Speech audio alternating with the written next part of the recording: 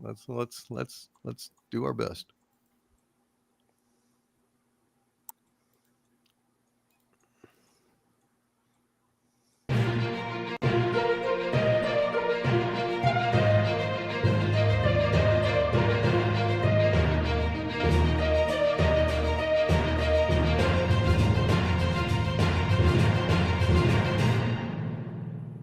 We are live on Pop Culture Breakdown. Welcome, everyone. Welcome to the show. I am Dictor Van Doomcock, the future ruler of Earth, and our panel of pop culture pundits is complete again because we have captured Gary Ambrosia. Repeat, we have recaptured Gary Ambrosia. He's been a very, very, very naughty fellow, and we're going to hear from him about his escapades. His escapades, damn it. It's been an outrage. I cannot believe that he escaped, and we're going to go ahead and talk about this. Hail, Gary, how are you? I'm doing fine. Thank you, Overlord. And I just wanted to share with you and our audience, hail to the chat, hail to the wrenches, that I have learned my lesson. I decided to very selfishly break out of my cell and spend a week with a couple of beautiful women and a little bit of exotic travel. And I realized that really isn't something that I want in my life. It was actually quite miserable when compared to, you know, being forced to sit here in my cell and watch terrible movies with you guys. So I just want to say that I greatly appreciate what I've been given, and I won't be doing it again anytime soon. Within the span of a good 6 months, I'd say. Well, this is why we don't make Xanadu Hooch, isn't it, Gary? That's true. Xanadu Hooch gives you bad ideas. And just to let you all know what Xanadu Hooch is, he got this idea from watching Oz, putting old potato peels and trash and shit inside a bag and then putting it in his, the above tank of the toilet bowl to let it ferment. And then he, gets liquored up on Hooch and he crawls through, the vent drunkenly and just really lucky that the trash bot took him up to the fucking surface and and then he had himself a grand old time. But unfortunately, he was reapprehended. Or fortunately for us, we will not let this happen again, right? And by the way, Mike Linux says, nice necklace, Gary. You want to tell us about your necklace? It's actually quite comfortable. And again, I want to thank Overlord DVD for placing this collar upon my neck so that I remain a good boy and I don't try to escape again, because I know it is in my best interest and it's definitely for my own good should I want to, continue breathing air. It is good for his own good. It allows us to track him. And of course, it also stops him from licking himself and biting himself. So, it's important. Thank you, Gary. And it's good to have you back. Good to be back. All right. Well, there we go. And we've got Rob Wright. Rob, it's good to see you, my friend. Hail to you. Yep. Good to be back. And oh my gosh, wow, we got some stuff to talk about tonight. My goodness, folks. It's overwhelming. It's too much. It's actually too much to talk about. We'll do the best we can to cover it. We'll keep things moving, but it's a tough, following San Diego Comic-Con where all the weirdos and woke idiots in Hollywood come to, put their spray the audience with their, hose of shit. Yeah, it's insane. It's insane. It really is. Welcome to the insanity. Welcome to the jungle, ladies and gentlemen. We got fun and games. And Sean Carter is a player. Sean, hail to you. Welcome to the show. Hail, DC. Hail, everyone in the chat. It's nice to be here. I've got some news, though. Gary, I won the bid. I put 400 quatlus on you. The sad news is, though, that your draining thal is going to be Tamoon. That's the one that trained Chekhov. So you don't get Shauna. So I'm sorry about that. That's right. That's right. Thanks, Sean. I tried. Yeah. The one that, has the first Star Trek character that had pronouns was Tamar, like Lucky Chekhov, Lucky Chekhov. Wow. Yeah. Talk about bed knobs and broomsticks. Boy, I tell you. It's, Don't oh, make me dear. laugh, please. That's right. That mercury switch is very sensitive. Yes, indeed. And we've got last call with Troy Pacelli. Troy, good to see you, my friend. Welcome to the show. Vasaluta, thank you. Thanks for having me back. Thanks for having me last week when Gary was out. I really appreciated the use of his bunk, but next time, if it's all the same to you, I'd rather just sleep on the floor in the hall because his bunk stinks. Well, I was wonder going to it ask smells you. I like was going to garlic. do. Yeah. Well, I was going to do an Ed Harris here. I was going to say, how did it smell? How did it feel? No. Did not like, would not recommend. No. Don't lie to a condemned man. Hail to you, Troy Pacelli. And we have Doug Nelson, our own kind of brand of special sunshine here on the show. Hail to you, Doug Nelson. How are you, buddy? Well, better than Gary, I suppose. But as his advocate, I remind people, I'm not an attorney, but I do tend to dress like one. And this is the best deal I could finagle for Gary. It was either this or being tossed into the netherverse. So I hope this works out. But of course, I think my argument for the mitigating circumstance that he heard about the Sydney Sweeney ad and came to the conclusion that beautiful women were allowed to be looked at again. And, the lure. He just had to go and see for himself. The call of the wild. Indeed. The chance to look again at a brand new land of opportunity, right? Right. Yes. See, you'll understand. Sure. But don't do it again, Gary. That's I've right. learned my lesson, Doug. Thank Boy, you. Right. but I love the apology that was posted, the mock apology about, we didn't realize that she was an attractive white woman with big boobs. And, Right. We need to be, sent to a re-education camp. Fuck all of you. Fuck all of you. This is like, this is you're fighting human nature and biology with your bullshit, awful movies. And Fantastic Four is definitely a failed attempt to do just that, ladies and gentlemen. We got a lot to talk about here, so let's move on with it. Let's get to the breakdown.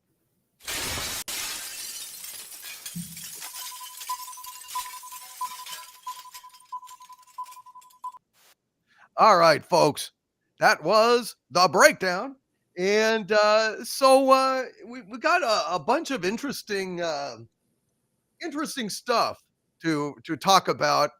Cosmic Book News, was very busy over at, Comic-Con, and came up with some really, really interesting stuff over there. He kept his ears to the ground, and Cosmic Book News published an article titled "Fantastic Four Bombs with Target Audience, Women and Families." Oh no! Anyway, it turns out that women rejected the Silver Surfette and the girl boss leader Sue Storm. They didn't show up. They went to go see Superman instead. How about that? The percentage of families that went to see Marvel's Fantastic Four, according to this polling, I'm not sure where he got the numbers, but 17% is what Cosmic Book News is reporting. 17% of the audience was 17% of families, as opposed to Superman's audience, which had 31% of families. The average for families seeing a PG-13 movie also happens to be 21%. So we see families avoided Fantastic Four, but went to see Superman. And Matt McGloin over at Cosmic Book News posits that Kevin Feige, Disney, and Marvel don't have a clue and continue to cater to a non-existent fan base. The women weren't interested in watching that. Women want to see, shirtless Hugh Jackman or Jason Momoa. And the funny thing is, fanboys do too, because we like superheroes. See, we like to pretend to be the superheroes, and the women like to watch the sexy male superheroes. So, da-da! I think actually this comes from Grace Randolph. These statistics, Ooh. and Randolph says the Fantastic Four audience is heavily skewed male. 69% of the audience made up of dudes. Hmm. So once again, it's listen, who knew that it was men that like comic books and comic book movies? Who could have ever seen that? We can't blame Disney and Marvel for not realizing that their audience is male and wants male superheroes like Tony Stark, not Ironheart. A male superhero that gets things done and builds his own suit as opposed to stealing it from MIT. Little shit like that. So yeah, apparently it wasn't good. And there was Matt tells this anecdote. He says, while I was at Comic-Con, a feminist told me she didn't like how Fantastic Four was so pro-American. There are American flags waving, and the movie set in New York City. Oh heavens to Betsy, that's just a no-no. And the feminists didn't like sexy women in Superman. Didn't like Jimmy Olsen attracting women. I think this is an important lesson. Gary, what do you think about this? Is Marvel missing the boat here? Well, before I respond, might I humbly implore your a 4-hour pardon away from my suggestion caller, if I might, my overlord. Yes, Thank because you are visually, yes. I deactivated the explosive lock on the thing. Luckily, otherwise he would have, we would have seen him, go up, boom. And also I would point out that the American flag was featured prominently in Superman when they are when it fills the screen, when they're craning down past it to the camp below. So if you don't like American flags, move over to the UK, where apparently the Union Jack, which is their flag, is now considered akin to Germany in the 30s. It's just I don't know. But Gary Ambrosia, what's their problem? I mean, do you? it's I'm really all over the place with this Fantastic Four movie, and I know we're going to get to that later. But so women and families are not flocking to this thing, which doesn't make any sense to me, because apparently Pedro Pascal is the new Burt Reynolds. So why aren't the women flocking to that? Gee, I don't know. And I don't know, man. I guess maybe everything they've been telling us about how much people like this stuff is not true, or maybe a little bit, falsified. I don't know, doctored up a little bit. Maybe maybe the numbers are stretched a little. I don't know. It doesn't make any sense. You'd think that there would be women and kids going to this thing. I mean, look at this handsome, Johnny Storm. I personally, I found Ben Grimm the most attractive out of the characters in the show. But I don't know, man. I don't know why the women aren't showing up. It's like a vanilla ice cream shake without the vanilla extract. This movie. Probably. And it's like, it's just, you might as well just let the vanilla ice cream melt and then drink it and call it a milkshake.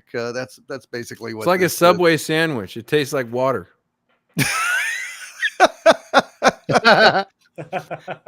Well, all right. Like water for Subway. I think that was like an art house movie at one point. Rob, what do you think about this? It makes sense to me that, I don't know who this movie is actually for. I have no idea either. Not getting into the review yet, but no. No, You know. let me tell you about the people sitting next to me. So, this lady and her son in his teens, he was like 13, 14. Anyway, she tells him, sit here. I want the seat closest to his house because I don't give a shit about this. This is your movie. And this is before the Fantastic Four starts. And she's like, I don't give a shit about this. This is your movie. It was so Wow. funny. I was trying not to laugh really, really hard, but it was And awesome. then the kid's like, I thought this was your movie, Mom. yeah, I thought, Mom, I thought you were going to see this with me. I thought there's a bonding experience, but Oh no. dear, it was kind of like a very sad gift of the Magi.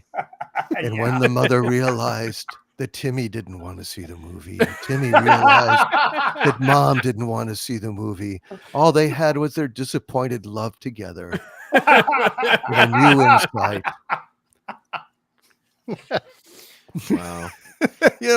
It feels that way. Sean, what do you think of all this? What a surprise, right? Like you got one movie, of Superman's a really big, dark-haired, strong, strapping, handsome guy, and the other movie, the plot is about they're going to steal a baby, and the guy looks like someone you don't know which bathroom he's going to go into. Which one do you think women are going to want to go see? If they would have got somebody like that looked like Pierce Brosnan in the 90s, I guarantee you the women would have showed up for this movie for Fantastic Four. Yes. But what a joy. And it just shows I took my stepson with me. My wife didn't want to go. She's like had it with that guy. She didn't want to go see the movie. Right. Well, I mean, it's the difference between casting a guy who looks like he works for the, British Secret Service, and casting a guy who looks like he stands out in front of Home Depot in the morning. So, and not to get work. It's a slight difference. Troy Pacelli, I know you're not a child or a woman, but no, very why much. can't a woman be more like a man? No, I'm just kidding. Go ahead, Troy. Well, why can't go ahead.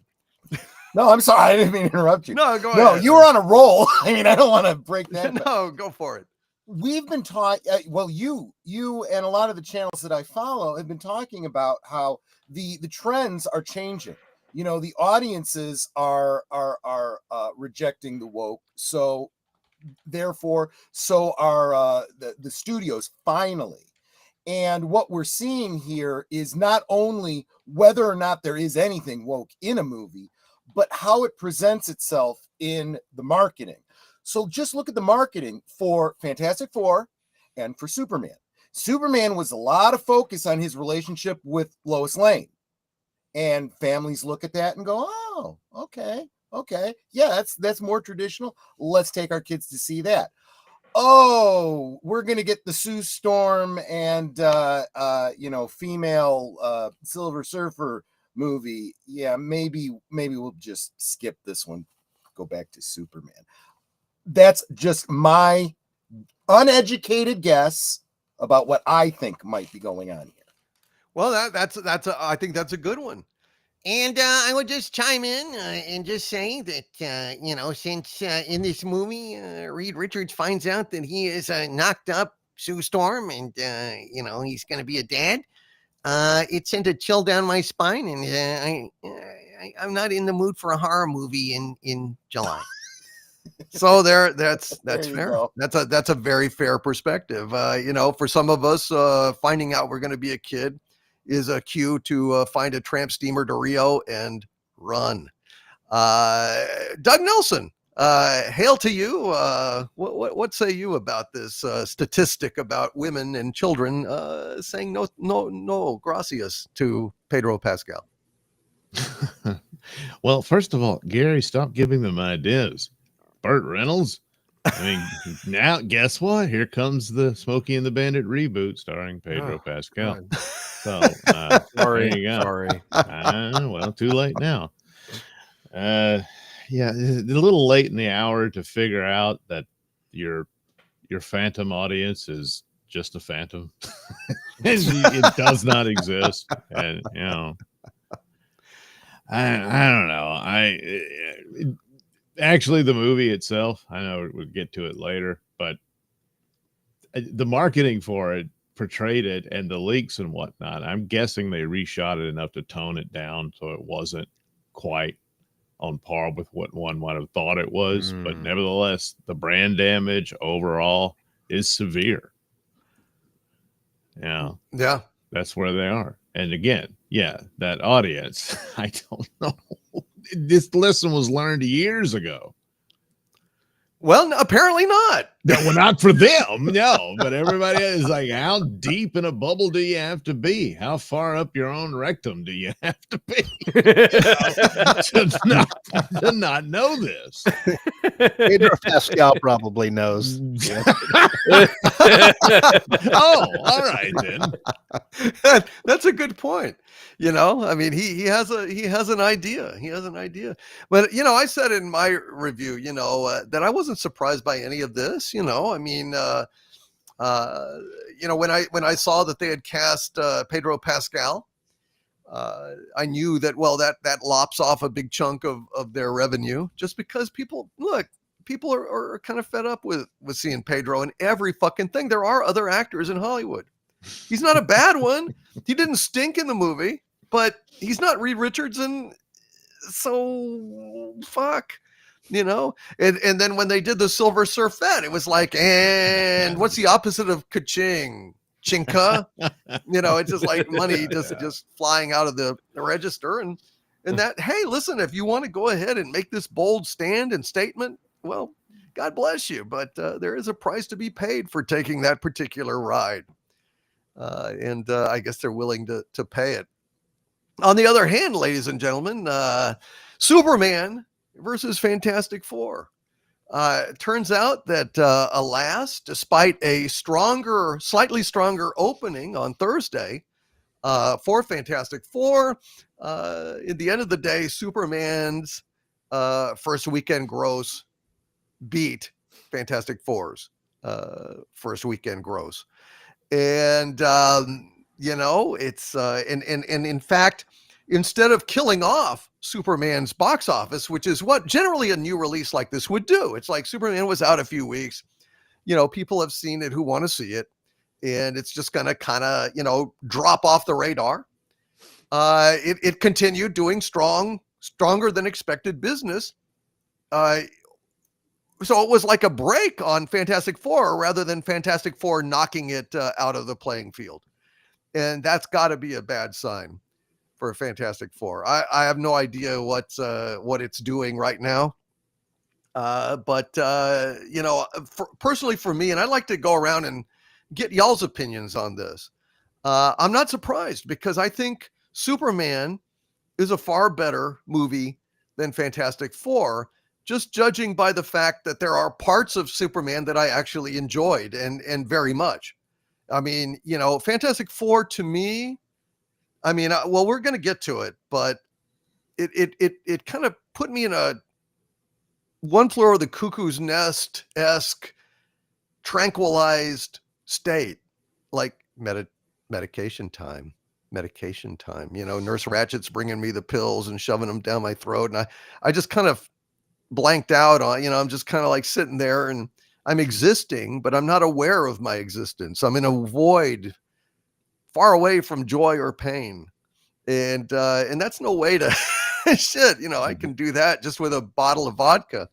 So, cheaper and with less headache. But Superman, shit, other than Lex Luthor, I enjoyed Superman quite a bit. I thought Mr. Terrific was terrific. I thought that the Justice Gang was a lot of fun. Crypto was fun. Corn Sweat himself was a joy as Superman. So for me, Superman's the obvious choice, despite the fact I had problems with both. And, I put that in my video a couple of days ago. So I just like to go around and get everyone's opinion on that. Gary Ambrosia, which one would you pick if you had to, Superman or Fantastic Four? Fantastic Four. Really? Sorry. Yeah, I know listen, I'm a normie. I'm going to keep repeating it this episode. I'm a normie when it comes to Fantastic Four. But we'll get into the discussion of that later, but I got to say, yeah, Fantastic Four. Wow. Yeah. Rob, what do you think? Oh, Superman by far. I can, you got my email about what I really hated about Fantastic Four. That movie, it took me out of it. There are a bunch of things, and we'll talk about it later, but also don't underestimate this one fact. So Saturday, Doomcock's video comes out with his non-spoiler review of Fantastic Four, and their sales drop. So I think that had to be Yeah, right. involved. Yeah, right. That's funny. I don't know, man. And I didn't savage it in my review. I was just like, this is like just kind of sad. It's kind of sad. But like I said, we're gonna get to our reviews and spoiler reviews soon. Because the worst aspects of this movie are in the absolute fucking stupidity of the various insane plot holes. Jesus. Sean, what do you think? Superman or Fantastic Four? I've been trying to struggle with this question for a while, and it's hard. I almost want to say Fantastic Four just because it was a little tighter as far as editing. It flowed a little bit better. I'll give them an A for what they did to recover this movie as much as they could. But again, it's like a hair, and they're both kind of mid movies. So ask me tomorrow. I'll probably change my mind. Very well. Very well. Troy, what do you say? Well, considering the only one of the two movies that I saw was Superman, I'm going to have to go with Superman. I mentioned last week in Gary's absence why I refused to see Fantastic Four, and I saw Superman begrudgingly. Actually, Tom Connors challenged me to see it, so I did. But we'll get to that when we get to the breakdown. But yeah, I'm not happy with Marvel. I'm pretty much not Marvel Comics, but Marvel the MCU, and I'm still holding out some hope for the new Gunbird.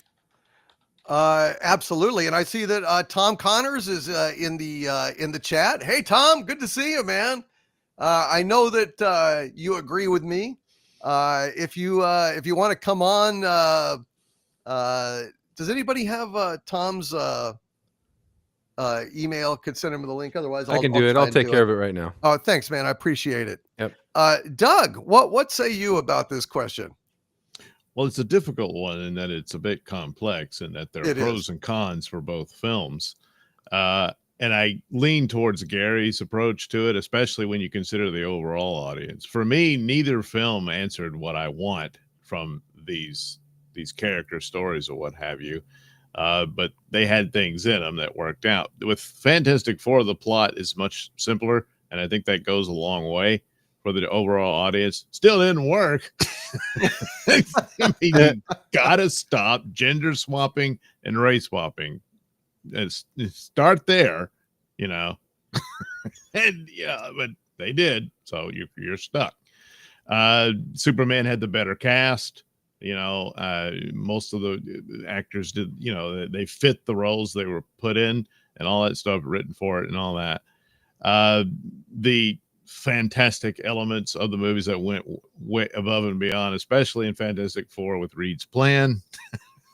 It's just insultingly fucking stupid is what it is. Well, I mean, the overall world they live in and everything, there's a lot of wiggle room. I think his backup plan ended up probably where you should have started instead of, but yeah, okay. And then Superman, there's a lot of fantastic elements in there. That's like, good God, you could do that. Where do you work? That kind of thing. I mean, so you pick it apart, you're going to find stuff and all that. Superman was a little more complicated because it's universe building and all that sort of thing. I would have preferred a much more streamlined element to it, but objective view out of both of them, I would have, just having sat through Fantastic Four, I would have thought that one would appeal to the overall audience more. It didn't happen. So far it doesn't look like it. And that's probably adds more to the brand damage of Marvel. That's pretty severe.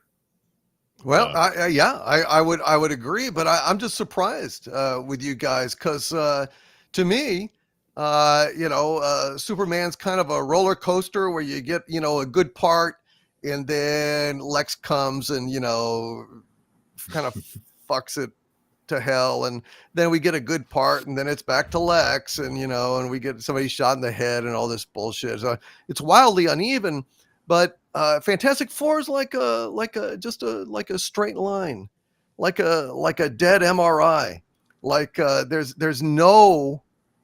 zero part in that movie that I would ever want to see again. So to me, it's pretty simple. I would love to see Mr. Terrific tear up that base again. There was some great shit, and it's colorful. Whereas Fantastic Four is blue, and it is blue, and the cast is much better. Corn Sweat's actually likable, and I care about him as opposed to not giving a squirt of lukewarm piss for any of the characters in Fantastic Four. So it's kind of weird that you guys feel that way, but I'll respect it. But and another element to it, especially with Fantastic Four, was lowered expectations, extremely lowered expectations. And then I'm like, well, I thought it would be way worse than this. Well, I hear you. Let's bring on Tom from Midnight's Edge. Tom, I think a large portion of the panel is fucking insane. Can you go ahead and bail me out here? What would you? Well, yeah. For? I'm sure some people have seen my clip from the other night on Yellow Flash, where I explained in a calm, collective way why this movie was so stupid. Because, I just, look, I get it. There's different opinions on Superman. Hell, I loved Nicholas Hoult as Lex Luthor. He's probably my second favorite Lex Luthor of all time behind Gene Hackman. I hated him so much, but I loved him in it. But no, that's fair. I totally get, there's going to be varying opinions on things. And that's the thing is, I haven't had any issues with, disagreeing with people on certain things with these films. But I'm sitting here watching the Fantastic Four, and the first half is okay. It's like, all right. Well, it's certainly like a wonderful superhero movie that starts out with a woman pissing on a stick. That's that's the other thing is I will give you that. That opening scene is really rough, and then you get into the newsreel bit, which is okay. We're recovering here, and then you get a little bit better, and then all of a sudden, the stupid kicks in. And it wouldn't be such a big deal if it wasn't supposed to be some of the smartest people in the Marvel universe. And that's the other thing, the universe, right? It's this idealized 1960s, and nothing quite feels right. Like you even have like Reed Richards like hoarding his technology from the rest of the world too, just like Wakanda. So like I'm trying to figure all this stuff out, and I guess supposedly they have like allowed the Fantastic Four to just kind of make all their decisions for them, I guess is the whole thing I missed somewhere in the film. But anyway, we get to the second half, and these idiots decide to go out and meet Galactus right after we meet the Silver Surfette. And look, this whole thing just goes downhill from there. I'm sure we'll talk more about it in the spoiler section. I don't want to get into the spoiler stuff here. Yeah, but that's the point where the movie to me just goes completely insane. And it's like there was a decent film here, but you screwed it up in the fact that you probably didn't have a script to begin with when you started shooting this thing, and you're just making this crap up as you go. And that's kind of how it feels, right? Like, because if you actually would have thought some of this through, it would have worked. But at the end of the day, I mean, some people have loved it. Some people like me, and I think Doomcock, from what I heard from you said you didn't care for it as much. Like, is it like horrible as Fanforstic? No. But it has a lot of issues that I think people are overlooking, and I think that's where you and I are kind of coming from here. Yeah, absolutely. We're going to review it next hour, but but the question is, I mean, so Superman or Fantastic Four, which one would you prefer? Oh, I loved Superman by far, because I was happy to finally get the big blue Boy Scout on screen. Yeah, look, I'm a huge fan of the Donner Superman, and it's my favorite Superman film still. Yep. But it was part of this beginning of this trope of making Superman this all-powerful Jesus allegory that he wasn't for the first, 50 years of his existence, pretty much, or 40 years of his existence. And frankly, I was glad to finally kind of see that, golden, bronze, silverish age kind of Superman come back and You know, it was kind of refreshing. Now, does the film have issues? Oh, hell yes. Yeah. But if I had to weigh it out, I would definitely give Superman like an 8 out of 10 as opposed to Fantastic Four, where frankly, I think I started at like a 5 or a 6, and now I'm really rethinking that. Give it a 4. That's about where let's I'm keep at, it right? straight. Like, you know, let's keep it Fantastic straight, Four. right? You know, That's about where it rates to 4 out of 10. You're not wrong. Yeah. All right. With all things considered, because you guys have all made great points on both ends, right? Like the casting, though, is a big point, right? Like the worst thing in the whole film is Pedro Pascal as Reed Richards. I mean, if he was any more nebbish, I thought he was going to be Woody Allen at some point, but he's too gay. So, yes. And I knew you'd appreciate that joke because nobody else has all week. But like, and then through that, I don't know if Vanessa Kirby just has zero chemistry with him on screen, and that's why she comes off as just kind of unlikable. But then you see him on the red carpet, and you're like, Christ, they're all over each other. Even though, let's not even get into all that now. But yeah, so like, I don't know. I guess I'd have to definitely give Superman the definite pass on this one for sure. Well, I don't know. I have a feeling that Superman is going to beat Fantastic Four at the box office when all the dust settles. Yeah. I think that's clear, unless Marvel fatigue is set in, and this one had the best benefit of all, considering it had no homework going into it. Right. But it's barely doing this as good as the last 2 Marvel movies, which are Thunderbolts and Captain America. Both of which lost money. Both of which did not do well. And I mean, that's got to send a chill down their backs heading into Avengers Doomsday with the amount of investment that film is bringing. It's an insane price tag on those movies. From what we're hearing, I mean, holy shit. Well, just look at the cast, unless they're working for scale or something. Well, we already know what Robert Downey Jr. is getting, and right there's a big portion of it. And then we hear, and this isn't even us saying this as rumors, this is coming from the trades, that they're shooting without a finished script at this point. Right. Oh my right. God. It'll work out. Yeah, It'll they'll work finish it itself out a in the week end. before the premiere, so don't worry. They'll finish that script a week. And sadly, that's what the last half of Fantastic Four feels like, is a half-finished, half-baked idea that wasn't quite thought through. And I could get into specifics and really drive it home, but again, I know that's a spoiler section later on, but I got like 20 maybe minutes or so I can hang out yet. So it's just pathetic to me. Both films were disappointments, but I still have at least a feeling of warmth towards Superman and Fantastic Four. It's like, I don't know. There was like a looking dourness. at a piece of cardboard or something. Is it just me, or wasn't there like a dourness all throughout Fantastic Four? Where it's like, look, I get it. People have been griping about the Marvel humor, but the Fantastic Four is kind of like one of those places you can kind of allow some of that humor to bleed through.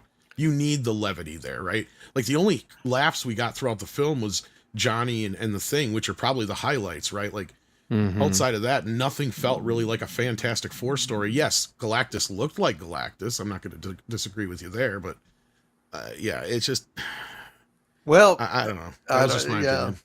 Well, there you go. We'll see how they perform. But I guarantee you, both Superman and Fantastic Four are better than what I'm about to show you, ladies and gentlemen. What I'm about to show you is one of the most ridiculous fucking things. And this is from, a production team that regularly shits themselves publicly over and over again and takes pride in it. Looks down at the brown spreading stain on their diaper and says, I made. This is never mind. This is Paramount. Never mind. This is Paramount. Well, it's not Paramount. No, it's Secret. Well, Skydance, Secret High. It's all the same thing. Take a look at this shit, people. Take a look at this shit. You think the Fantastic Four and Superman are lacking? Well, you're right, but you don't know what fucking lacking is, for fuck's sake. Whoa! What the fuck? This is now. This ain't nothing compared to the Academy trailer, but this is just a new level of that later. fuckery, but this, for sure. Yeah. Look at this. So they've had an episode where all of them fucking sing, and now they've got an episode where they all get turned into fucking Muppets. Pigs in space. Shit's in space. This is fucking awful. And he's still got the I say, horrible we've seen Papa this one. store, for fuck's sake. They couldn't fix that? Jesus Christ. Dude, this is like, this is beyond fucking awful. This is where, they're not even like, pissing on the fans anymore. They're pissing themselves. They're publicly shitting themselves, soiling themselves. They're ruining their careers because this is pathetic. This shows that they not only don't respect the source material or the fans. We knew that. I mean, Jesus, who doesn't know that? They don't respect themselves. They don't even respect themselves in a rudimentary sense as filmmakers, actors, writers. This is fucking hilarious because they are shitting themselves on television publicly.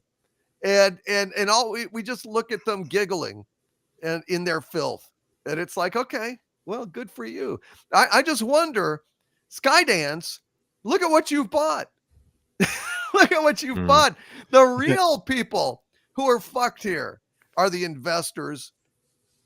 Anyone that is invested in Paramount and Skydance now, because now these clowns have cost them a franchise. One of the most profitable money-making franchises in history, that they printed money with the merchandise and the various media that they would put out, and specials and soundtracks and T-shirts. I mean, my God. And by doing this, they have completely fucked themselves. So fuck you, Paramount, and I guess fuck you, Skydance. If you allow this kind of shit to continue, you bought it. Pottery Barn rules, Skydance. You bought this shit. Take those shards and shove them up your ass, because this is your fucking problem now. This is your fucking problem. This is one of the most repulsive. Well, they kind of started this problem if you think about it. Well, but look, Star Trek Into Dumbness was one of the worst things I've ever seen in my entire life, period. The first one, it wasn't so bad, but that one is truly, I mean, it's that's my point, right? Like this is where I think it's hilarious with Paramount right now, is there's the companies being bought by the people who pretty much bankrupted Paramount for the last 20 years, right?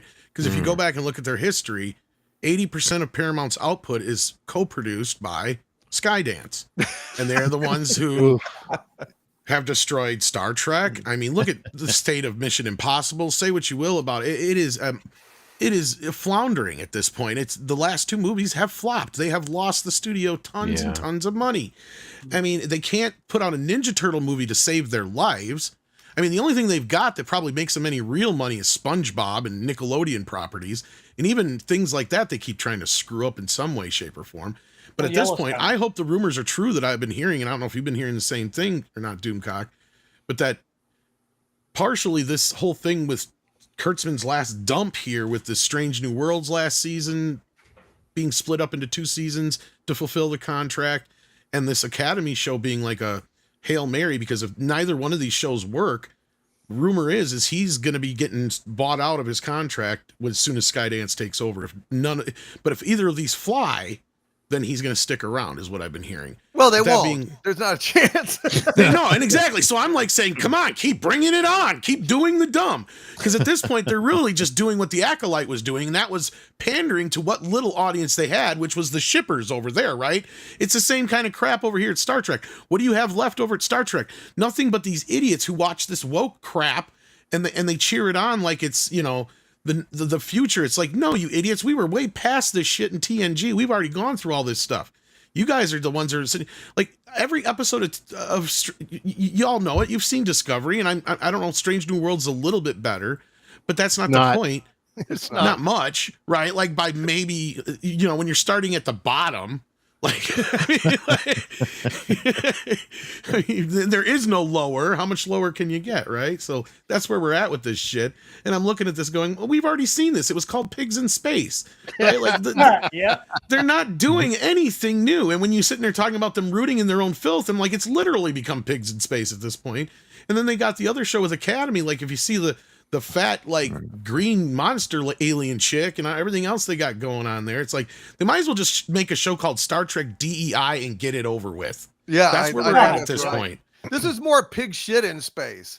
Gary Ambrosia, what do you think about this? Well, I mean, this kind of thing on the Muppet Show would have been a joke, Right. but now it's passing off as a real part of Star Trek canon. Yeah. Where do you go with that? How do you impose an argument against that? You know, that's like them doing a remake of Jaws, and it's Chevy Chase in the land shark outfit, but they're serious about it. Yeah. It's a joke. Yeah. You know, and like to make this part of real Star Trek lore, how do you even start a conversation about that? About like how so many levels about how this is just not the right thing. Wrong tone, wrong decision. And it's interesting you're saying that Skydance is the one that's been putting Paramount stock into the ground, and they're the ones buying it. Yeah. So that sounds all like a part of the plan. Yeah, exactly. It's all part of the plan. Yeah. They're like dynamiting it from the inside, you know, like. But now that they bought it, shouldn't they start like trying to actually add value? Like they got the price down as cheap as they could, and now isn't it time that the deal is done to go ahead and start actually like, you know, letting them make money again? Or am I? They're selling, then buy. They're buying, then sell. I gotta address something though, Gary. That is a vicious rumor. He is a dolphin. He is not a land shark. Sorry, I'm a dolphin, man. Yes. That's right. That's right. Robert, what did you think of this? Well, here's the thing. You know, they let a masculine show like Yellowstone go, where they don't own the full rights to it, and now they have to make copies just to make up for it because it really is successful and people actually want to watch that show. To put shit like this on, and it's just it's getting silly nonsense. I mean, you already had your singing episode with singing Klingons and singing Spock, and now you've got puppets. I mean, seriously, this is what you're giving your audience something to look forward to? I mean, I'm laughing at it and I'm crying at the same time because this is what Star Trek's become. It's pathetic. It's stupid. It's dumb. Gosh, I hope it all fails and that maybe in 5-10 years when you let it go, somebody else will care about it and maybe actually make good Star Trek again. Yeah. Who knows? Oh man. No, I don't. I think this ship may have sailed. I mean, if look, this is a triple emergency, red alert, do or die situation. If they don't do something incredibly radical and super fucking fast, then I mean, it's just all over. Sean, anything to add about this stupid shit? Well, first of all, I have to say that I take issue with what Tom said about Pigs in Space. That's a much better science fiction show than this fucking shit. Fuck you, Kurtzman. Words from the wise. There's Kirby there. Yeah. Yeah. Later, Kermit. Yeah, this is stupid. Well, what is worse, like Starfleet Academy or this? Oh God, Starfleet. I've got a picture to show later on that one. That's a tough call because that trailer is fucking garbage, dude. That show. Yeah, we're gonna if we get to that. There's a lot to say about that. Oh thing. boy, that piece of fucking shit at the end, like waddling his fat ass down the hall, whistling, the theme to Star Trek. Go fuck yourself, you fucking pathetic pieces of fucking shit. Fuck you. No, I mean, it's just, go shit yourselves. I love it. I love that you're doing this. Completely destroying your reputation. What tattered remains of your reputation there still is. Troy Pacelli, what did you think of that image? I got to tell you, One thing I do have to say, though, we've made all the Muppet allegories, but at least you could say that Star Trek is doing something with the Muppets. The actual owners of the Muppets aren't, so I mean there is that. And if you hadn't told me that was Captain Pike, I thought that was supposed to be that engineer from STD. That thought that she could, because she was an engineer, she could work on a human engine, right? You know, because it looked like her. It is that person. It's Tig and Otara. What was her fucking name in the show? It was something ridiculous like Zip. Jet Reno. Jet Reno. Janet Reno. Yeah. Oh yeah, because that creature looks like a weekend in Vegas. Oh, sure. Ring-a-ding time. Sinatra was singing about that chick the whole fucking time, Troy. Yeah. That's a chick? It really, well, but really, you pointed out that yeah, see that, but you guys don't even get it when it comes to the backhanding and hatred of the fans. It's like, oh yeah, for sure. We have not offended you enough. We need to really, really make sure we hate you. And the people that keep coming back to this, the ones that are still calling themselves Star Trek fans, they're like Marty McFly, who, as the more Biff tortures him, he keeps trying to laugh like he's one of the guys. And that's what these fans are like. And it makes me sick. It really does. They're doing a good job of that. Yeah, it's sad. Doug, what do you say to the Muppet, Anson Mount? Puke is bad enough with his pompadour and he's the galloping gourmet in his fucking quarters. And he's, frank. just really, it's so fucking cringe that I can't even muster enough venom. It would kill me if I did. What do you say, Doug? I don't know. I mean, 3 seasons in and he never gets a shot at being captain, but he gets to be a puppet. So, at least they'll give him something to do other than cook. I guess the puppet will cook as well. Stay tuned. We'll see. Probably. It doesn't matter. It's a dead show. They've already canceled With it. Special guest, the Swedish chef. Yes. I know. They had the battling show. That's not how you're supposed to, idiot. They're probably going to do it. Yeah. There's already people jumping on it, saying they stole this idea have from he, that. him pronouns, stupid. Yeah. It doesn't matter. It doesn't matter. Kiva Goldsman's running around trying to pitch a Kirk show to spin off from this because, well, look, we still have these sets, Is anybody going to tell him that we already have a Kirk show? Yeah, it's called Star Trek. And it's called Star Trek. Exactly. Oh, is there? Oh, you stupid fuck. So it in the end, it doesn't matter anymore. Doug's beyond he's in the realm of the Cenobites when it comes to the Star Trek. Oh God. He's just like, I got the pins in my head and the cube up my ass and they're beating me and it's still better than watching Strange New Worlds. So which I am watching. You are watching it. Yes. Last week they had zombies. Cool. Of course they did. I thought they were the writers. No, because the show has become a gimmick now, right? Like that's all these shows are. You notice that these shows are just become gimmicks. Like when a show gets into like the 6th, 7th season and they start doing like the musical episode or the cartoon episode or what the claymation episode. They always come up with these stupid gimmicks of like when Glee was popular. That's where the musical episode came out of that, right? Like that in the Buffy episode. And so they'll just try to latch on to whatever they think is popular, right? Like it's just so ridiculous. Popular 20 years ago. Well, and it's just stupid because Star Trek never chased what was pop culture. Star Trek fucking made pop culture. Yes, exactly. God, sorry, I didn't mean to get so aggravated. No, it but pisses it's me true. off too, It's just dude. dumb. Yeah, it pisses me off too.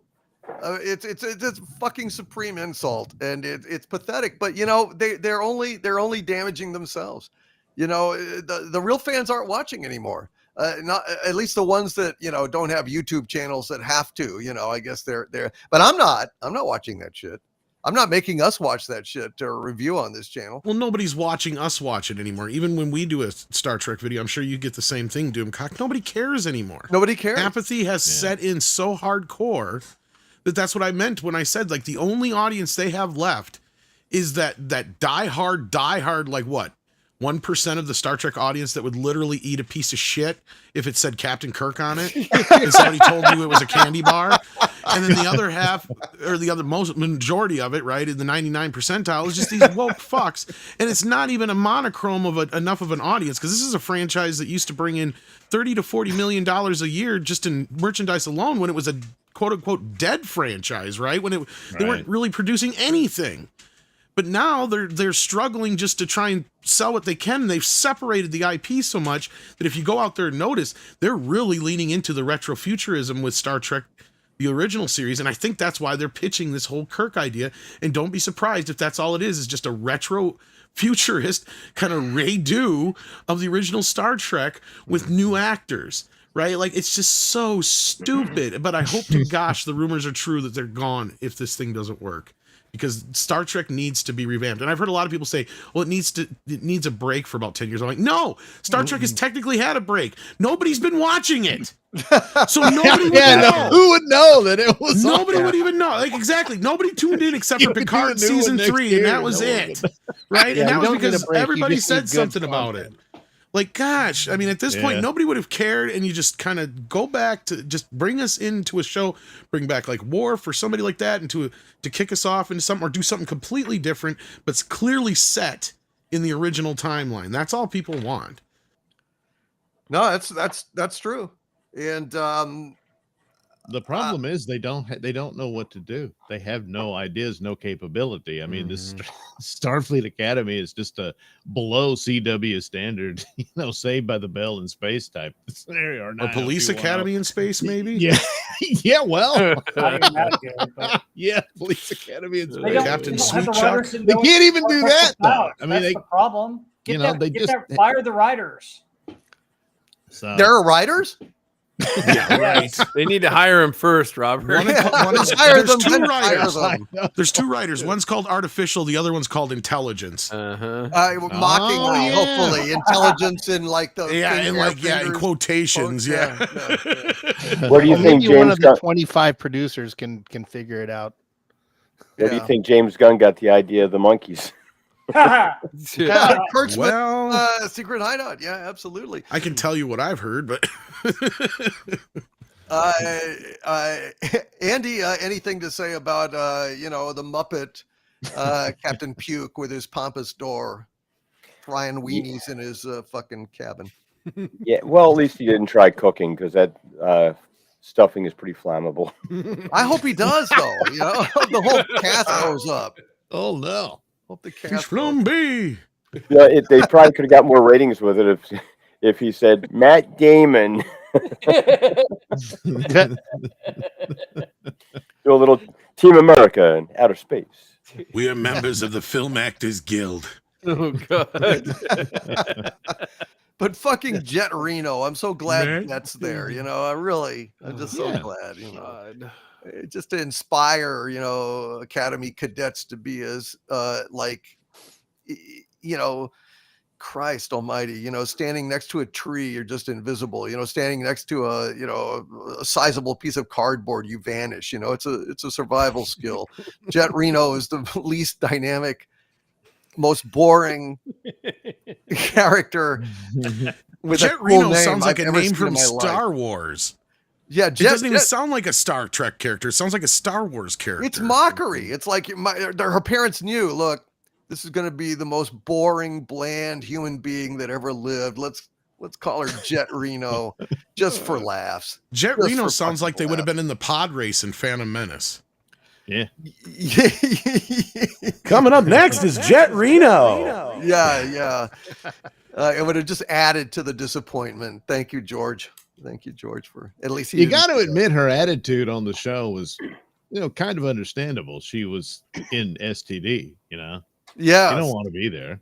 No, nobody does. So is that like at the because this is set like 100 years in the future from like TNG and all that business? So is this where they ended up? No, like, I'm trying no. to figure out how that It's she got 120 Yeah. years from they're 900 years in the future in STD or something like that. Yeah, that's what I was trying to figure out is this timeline here.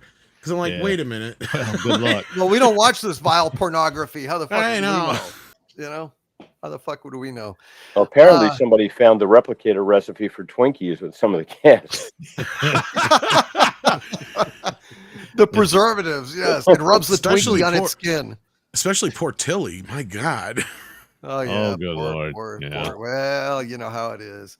What are you gonna do? But math is cool. Yeah. Yes, it is. Yeah. Oh, I like science. You do. That's what I like Spock all the said. sciences. Remember when Spock said, "I like science"? Oh my God. That was Remember that? an uber low. Until he says, "This is the power of math, people."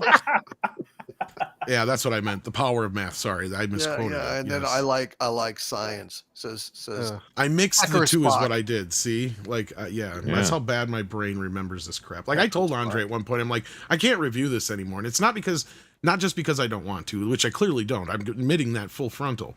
But my issue is as I watch it, my brain is purging it. Okay, so like it does not. It's like poison. It's like nope, bad, and it just purges it out. So like I'm sitting here trying to talk about the show. I just watched it. I know I watched it, but I don't care. I can't talk about it anymore. My brain has turned it off. It rejects it. Yeah, it's like PTSD at this point. I mean, that's where we're at.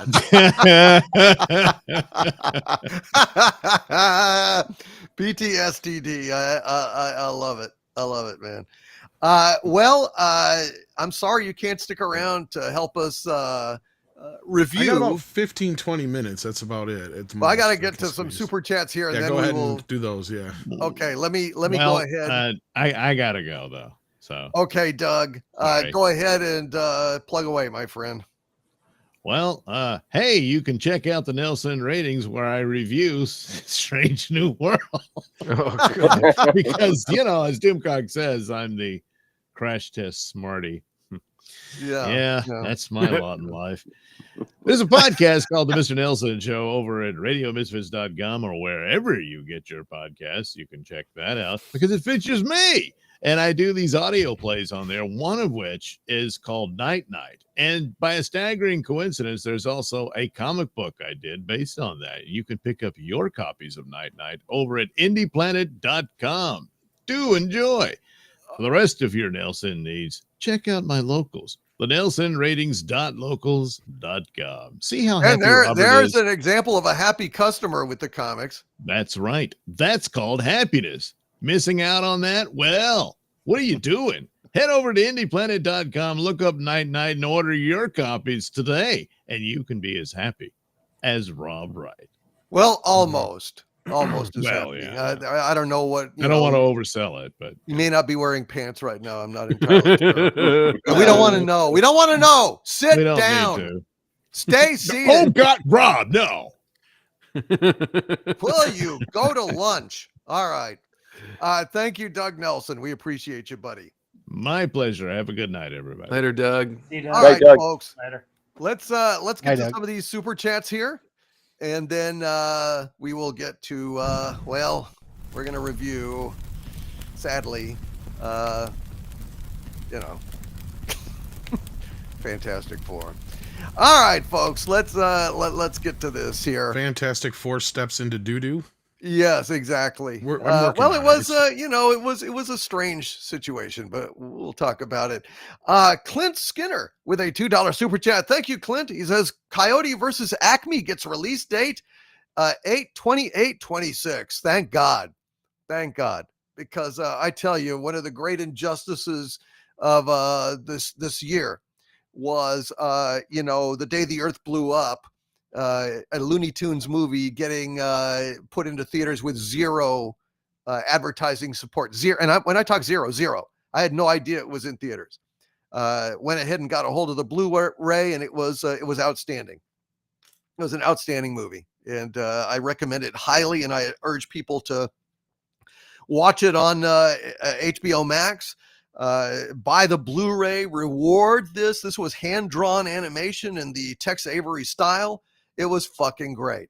And Coyote versus Acme almost got the same treatment. Thank God the same company has bought it. And thank God it looks like they're going to give it some advertising support. So please support these movies. These are some, at least the Day the Earth Blew Up was a fantastic movie and it deserved a lot of exposure. So please, let's give this exposure to Coyote versus Acme. I have a feeling it's gonna enjoy it, deserve it.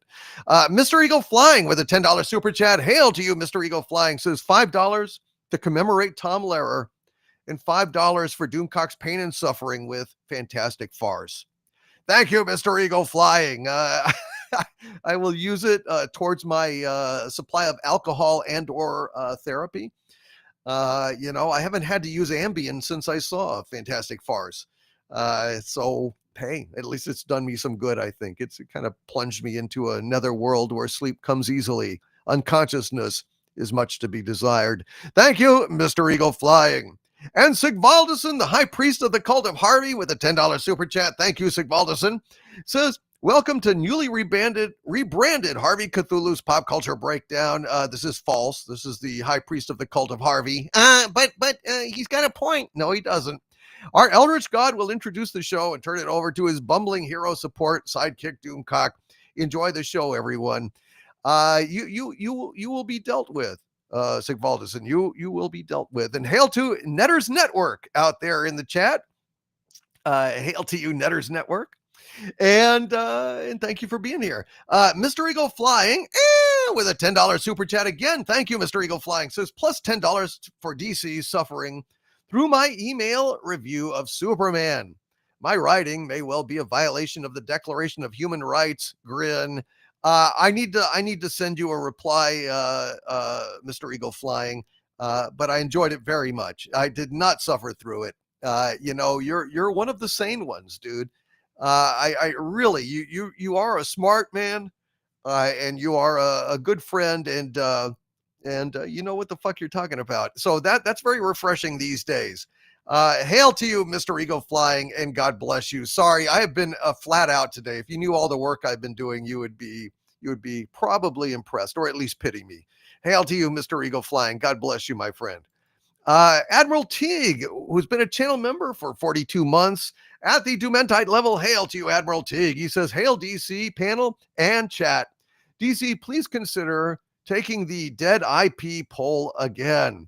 Let's see if 3 horrific episodes of Suck New Worlds move the needle on how done Trek is, sir. Okay, I will post it, but you know, it basically it came in third after Star Wars and Doctor Who kind of tied because nobody watches Star Trek anymore. I could do that, Admiral Teague, and I guess I will, but I don't think anyone is watching Star Trek. It's not on anyone's mind. It's not on their radar. They literally do not give a shit about Star Trek anymore. It's an X franchise. Hail to you, Admiral Teague, though. I will do that. That's a good suggestion, sir. Evan Peterson with a $5 super chat. Thank you. Evan says movie recommendation, Sam Peckinpah's magnum opus, The Wild Bunch, a truly new take on the Western at the time. Ooh. That is a fucked up movie, but it is a very good movie. What do you guys think on the panel? Is that I love The Wild Bunch. It's a hell of a movie. Yeah. Great cast too. Oh yeah. It's a disturbing movie. Man, Sam Peckinpah was a visionary for sure. We may consider it. Hail to you, Evan Peterson. And Evan Peterson says with a $2 super chat, Harvey is Mr. T's dad. You know it and I know it. I am not. I am not. Unless Mr. T has a large amount of money that he would like to give his old pop, in which case, yes, sir. Yes, sir, I am. I pity the fool who ain't my father. Oh, boy, I tell you that Harvey's a mercenary, isn't he? Ah, Jesus. Hail to you, Mr. Eagle Flying. God bless you, Mr. Eagle Flying. And Scott V with a $10 super chat. Hail to you, Scott V. He says, hail Doomcock and panel. If you could only take 3 movies with you to heaven, what are they? Me, Wrath of Khan, Star Wars, and The Fifth Element. I'm sure there are better, but that's me. Live long and prosper all. My 3 movies would be Casablanca, Lawrence of Arabia, and Blade Runner. Scott V.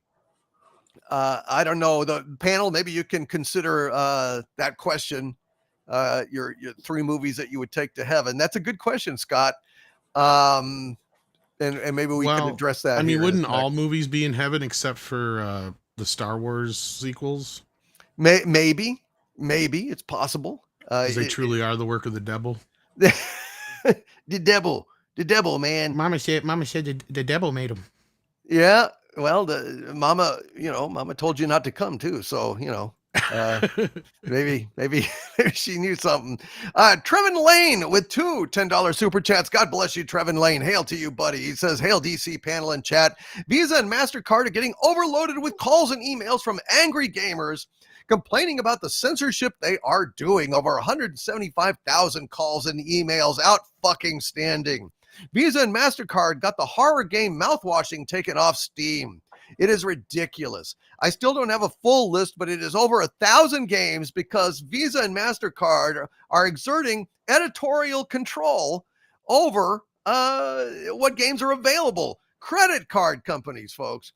Credit card companies. What the fuck is it with all the tyranny that's loose in this land, in this world right now? It's just like just totalitarianism is clamping down all around us. And I don't get it. It's really fucked up, man. We're living in fucked up times. There's no two ways about it. And Trevin Lane, thank you for calling that to our attention. It's just insane. Games are the new frontier, the Western front in the battle to save pop culture. It was against wokeness, and now shit, it's against business tyranny. I mean, it's fucking insane. Jack White with a $5 super chat. Thank you, Jack. Says, hail my lord. I just sent you an email with some trailer links, and have you checked out any of the series I recommended you yet? I've looked at trailers. I have not had a chance to start any new stuff. I've actually finished up Black Lagoon. And I'm still working on the irresponsible Captain Tylor, Jack. But I am getting back into the manga for One Piece. So I'll keep you briefed on that. But I do appreciate the trailers. It keeps that stuff on my radar. But I have only time to watch certain amounts of anime every week. So hail to you. A Geek Flag with Nate Knows 1973 with a $2 super chat. Hail Geek Flag with Nate Knows says, hey, Troy, and greetings, future ruler of Earth. Hail to you, Geek Flag. Troy, you have gotten greeted. So hail to you. I love when my peeps come and make me look good. Thanks so much, Nate. He is pretty cool. And Trevin Lane, who is basically a producer tonight on this pop culture breakdown. Trevin Lane with a $5 super chat, a $20 super chat, and a $5 super chat. Hail to you, Trevin Lane, for these. He says, to restate what I said in your members only video, Fantastic Four First Steps is the best Marvel movie of the year for 3 years now. And he says, Hollywood needs to figure out that male media appeals to most audiences, but female media mostly appeals to females. Males and females think differently and like different things. Males like sharing things they love, though. And he says, prepare for a lot of shit out of Hollywood because they flush the woke shit that they have been fermenting these last few years, and gaming will be worse. Well, it's going to be worse for these people because gamers will fuck up a company when they hate a game. They are allergic to woke. They do not like woke. And that's just the fucking way it is. And it ain't going to change. And they better get with the program or they're going to suffer, because some gaming companies have gone out of business. Some studios have gone out of business as a result of their failures in that regard. And London 19657 gifted an Overlord DVD membership to this channel.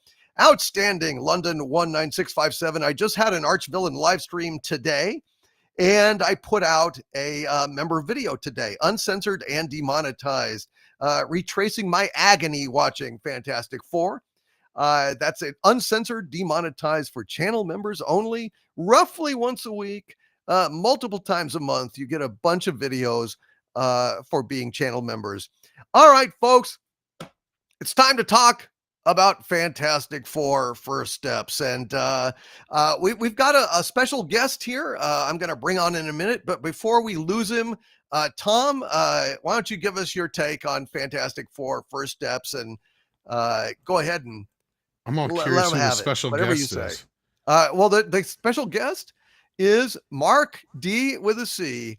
I know that guy. Yeah, well, he owes me money. Well, no, actually, I'm kidding. He owes me a Ninja Turtle lamp. He's teasing me. What do you pull to turn it on?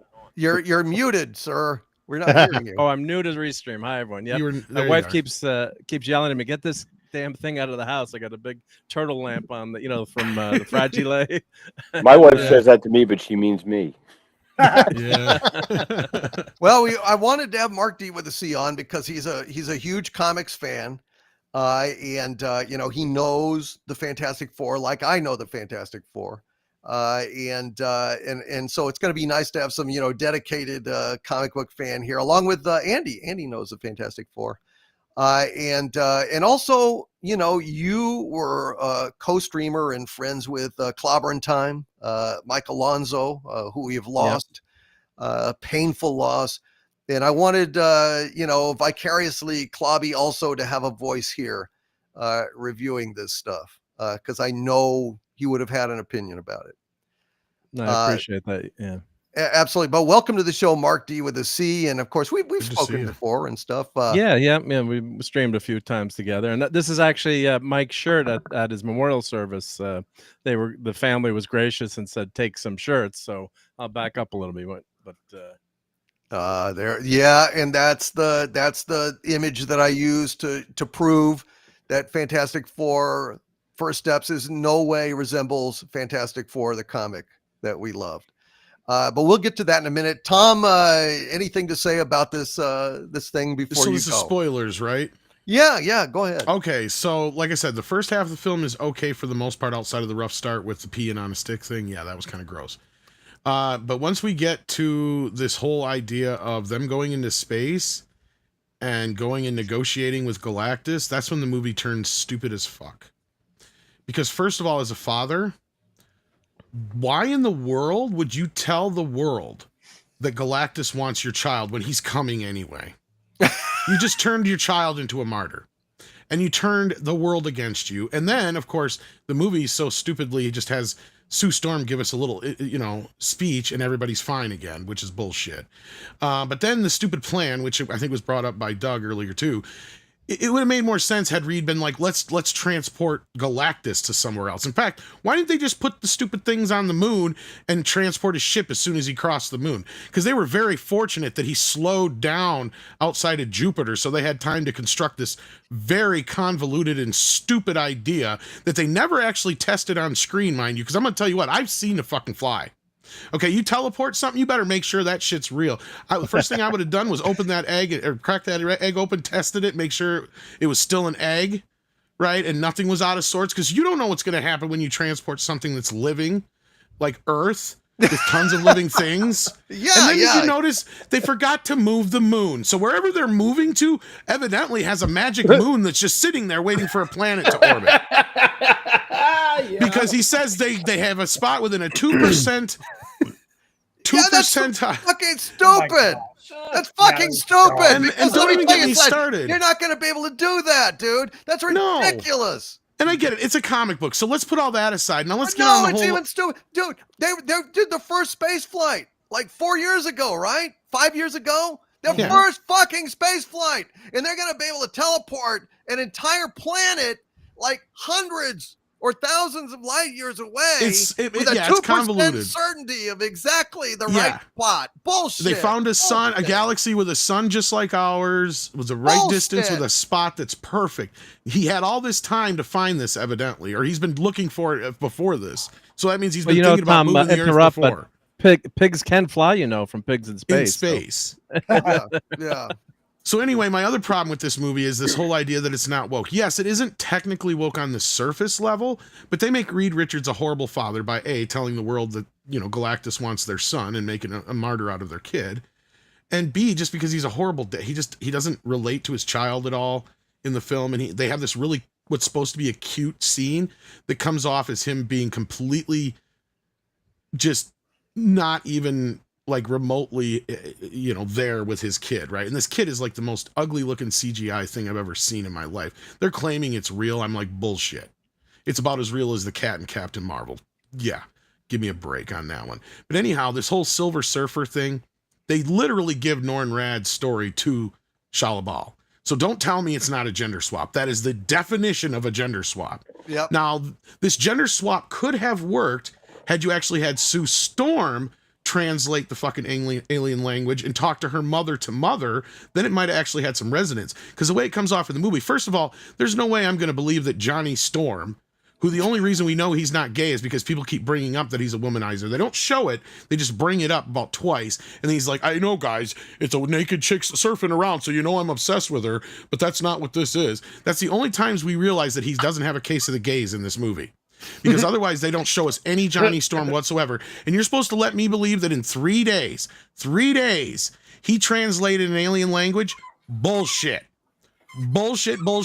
Johnny Storm is a gearhead. He is not the type of nerd who's going to figure that kind of shit out. I am sorry. I don't give a shit if a hot chick's involved. That's their way of trying to say, see, guys, he likes chicks, and they're trying to justify the female Silver Surfer. No, you just did a shitty gender swap, okay? That's all it is. End of this story. Because then I watched the Fantastic Four Rise of the Silver Surfer right after I watched this, and I realized not only did they lift the entire plot, but they lift major scenes right from that film where I'm like, okay, now this is just too on the nose, right down to the very ending where you have Sue Storm dying. And in this case, it's the baby bringing her back to life. But in the other one, it was the Silver Surfer, right? Like nothing in this movie makes sense. You're right. Like this whole idea of them moving the earth is the most preposterous thing I've ever seen in my life. And they should have known it wasn't going to work. And we waste 20 minutes on that in the movie for Shalabal just to come in and destroy it within 10 seconds. And then this is all predicated on them getting Galactus off the ship when they know he has the Silver Surfette. So that means not only do you have to get him off the ship, you have to make sure she turns on him too. Because otherwise he has no reason to come off the ship. Right. See, this is where this movie, the logic completely falls apart in every angle from top to bottom. And I get it. Some people enjoyed it and it's fun and some throwaway popcorn nonsense here and there. But like this movie was making me just agitated as I was watching it because it just didn't make any sense. And sorry, I've taken a lot of time, but thank you for letting me it's rant. fine. But I didn't think it was fun. I didn't. Some people do. I'm not going to take that away from people if they did, but I felt it was very dour, and I felt like as soon as they like made a martyr out of their kid, that agitated me and pissed me off as a father. I'm like, what the fuck are you doing? What was fun about it? I mean, that's what I'd like to ask. As we go around, I know it was fun about Superman. There was a lot of shit that was fun. The Johnny and the Thing banter was probably the only good thing I can really say about this movie. Really? I thought it was predictable and lame and it was very sitcom-y. I didn't even chuckle. Shit. I couldn't tell you one scene where I remember honestly any real good dialogue or anything like that. No. Unlike Superman, where I could tell you a dozen scenes. Right? Yeah. So yeah. So fuck, I like your breakdown, Tom. And Mark D with a C, I'm going to make a case that this is in no way the comic book in a minute. But I want to go ahead and let Gary go ahead and talk because, he said, he would have picked Fantastic Four over Superman. And I honestly, I mean, I didn't hate Fantastic Four, but I certainly didn't have anything about it that I really liked at all. Nothing that stood out except just at least seeing Galactus, but Galactus was boring, so it was a wash for me. Yeah, well, that just goes to show you how much I dislike Superman. So I'll give you a couple of things that I enjoyed in this movie. I'm going to screw up his name, but who's the guy that did the score? Michael Giacchino. I thought his music score was pretty good, much better than the usual crap that we get. Now, granted, I had enough of that, that fucking bullshit. That was a little ridiculous. But other than that, the music score I thought was pretty good. I'm Andy Masterson literally spent like an hour and a half the other night because I asked him to, explaining to me, the problems of the canonical lore and the deviation of the source material that this movie has. And I'm like, okay, well then, I mean, the movie to me technically has some technical achievements, but the story's so fucking far blown from anything that is actually Fantastic Four, from what I'm told, because I'm a total normie and I don't know, that it's like I can't defend that. I can't defend it. So the movie, to me, how I feel about the movie really doesn't matter, because it's such a bastardization of the comic book, apparently. But I will say this. I will say this: the absolute worst part of this, the part that just completely took me out of the movie, because I don't know that much about the lore of Fantastic Four, was Pedro Pascal. Okay, this guy is the epitome of effeminate males. I don't know who the fuck started this guy's career. This guy is literally just doing his impression of HAL 9000. That's all he's doing throughout the movie. This is him. Hello, my name is Reed Richards. I will be confronting Galactus. However, I will not sacrifice my child. That's him. Yeah. Every fucking movie that he does. And everybody's saying like oh, Sue Storm's a girl boss. Dude, she can't help it. Look who she's standing next to in all of her scenes. She's the male dominance out of the two of those fucking clowns. Like she's like, what am I supposed to do? This guy, I don't know who the fuck thinks this guy is appealing in any way at all. He's soulless. His performance is totally lifeless. I mean, his energy level is about a 3 constantly. He might get to a 4 or 5 when he watches his fucking wife die. But I don't believe any of this at all. I got to tell you guys, I really think that I don't watch much of this guy's work.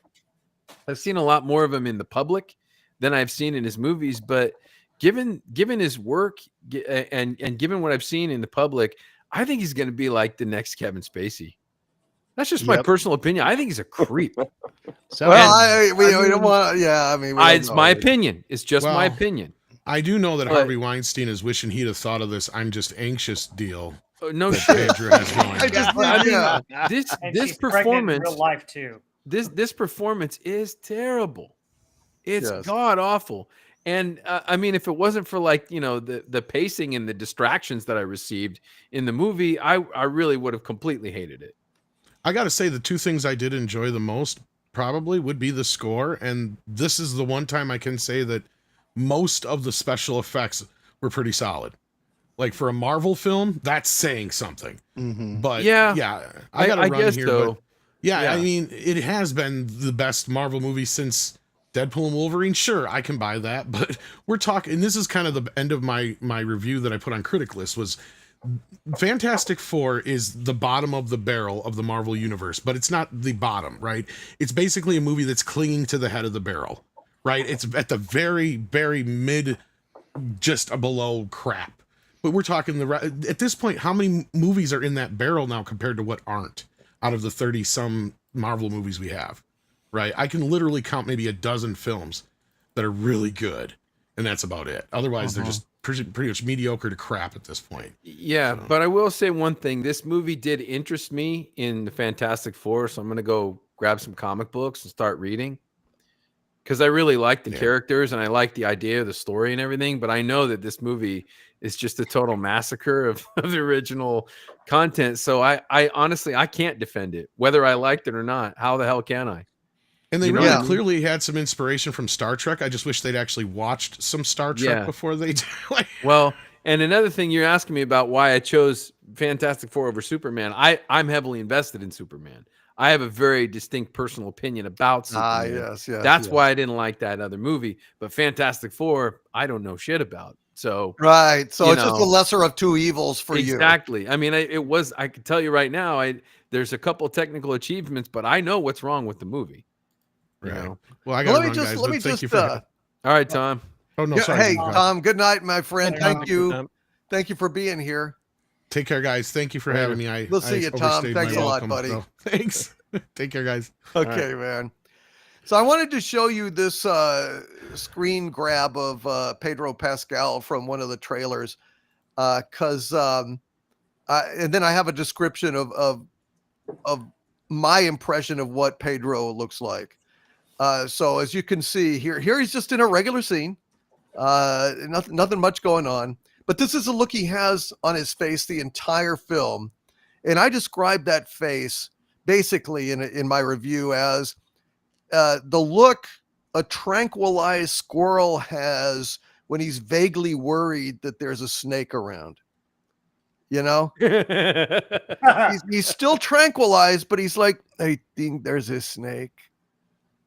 And he kind of looks around, kind of scared a little bit, kind of, like a little woodland creature that's been tranquilized, but still feels anxiety because, there are things lurking maybe in the bushes. That's Pedro Pascal in this movie.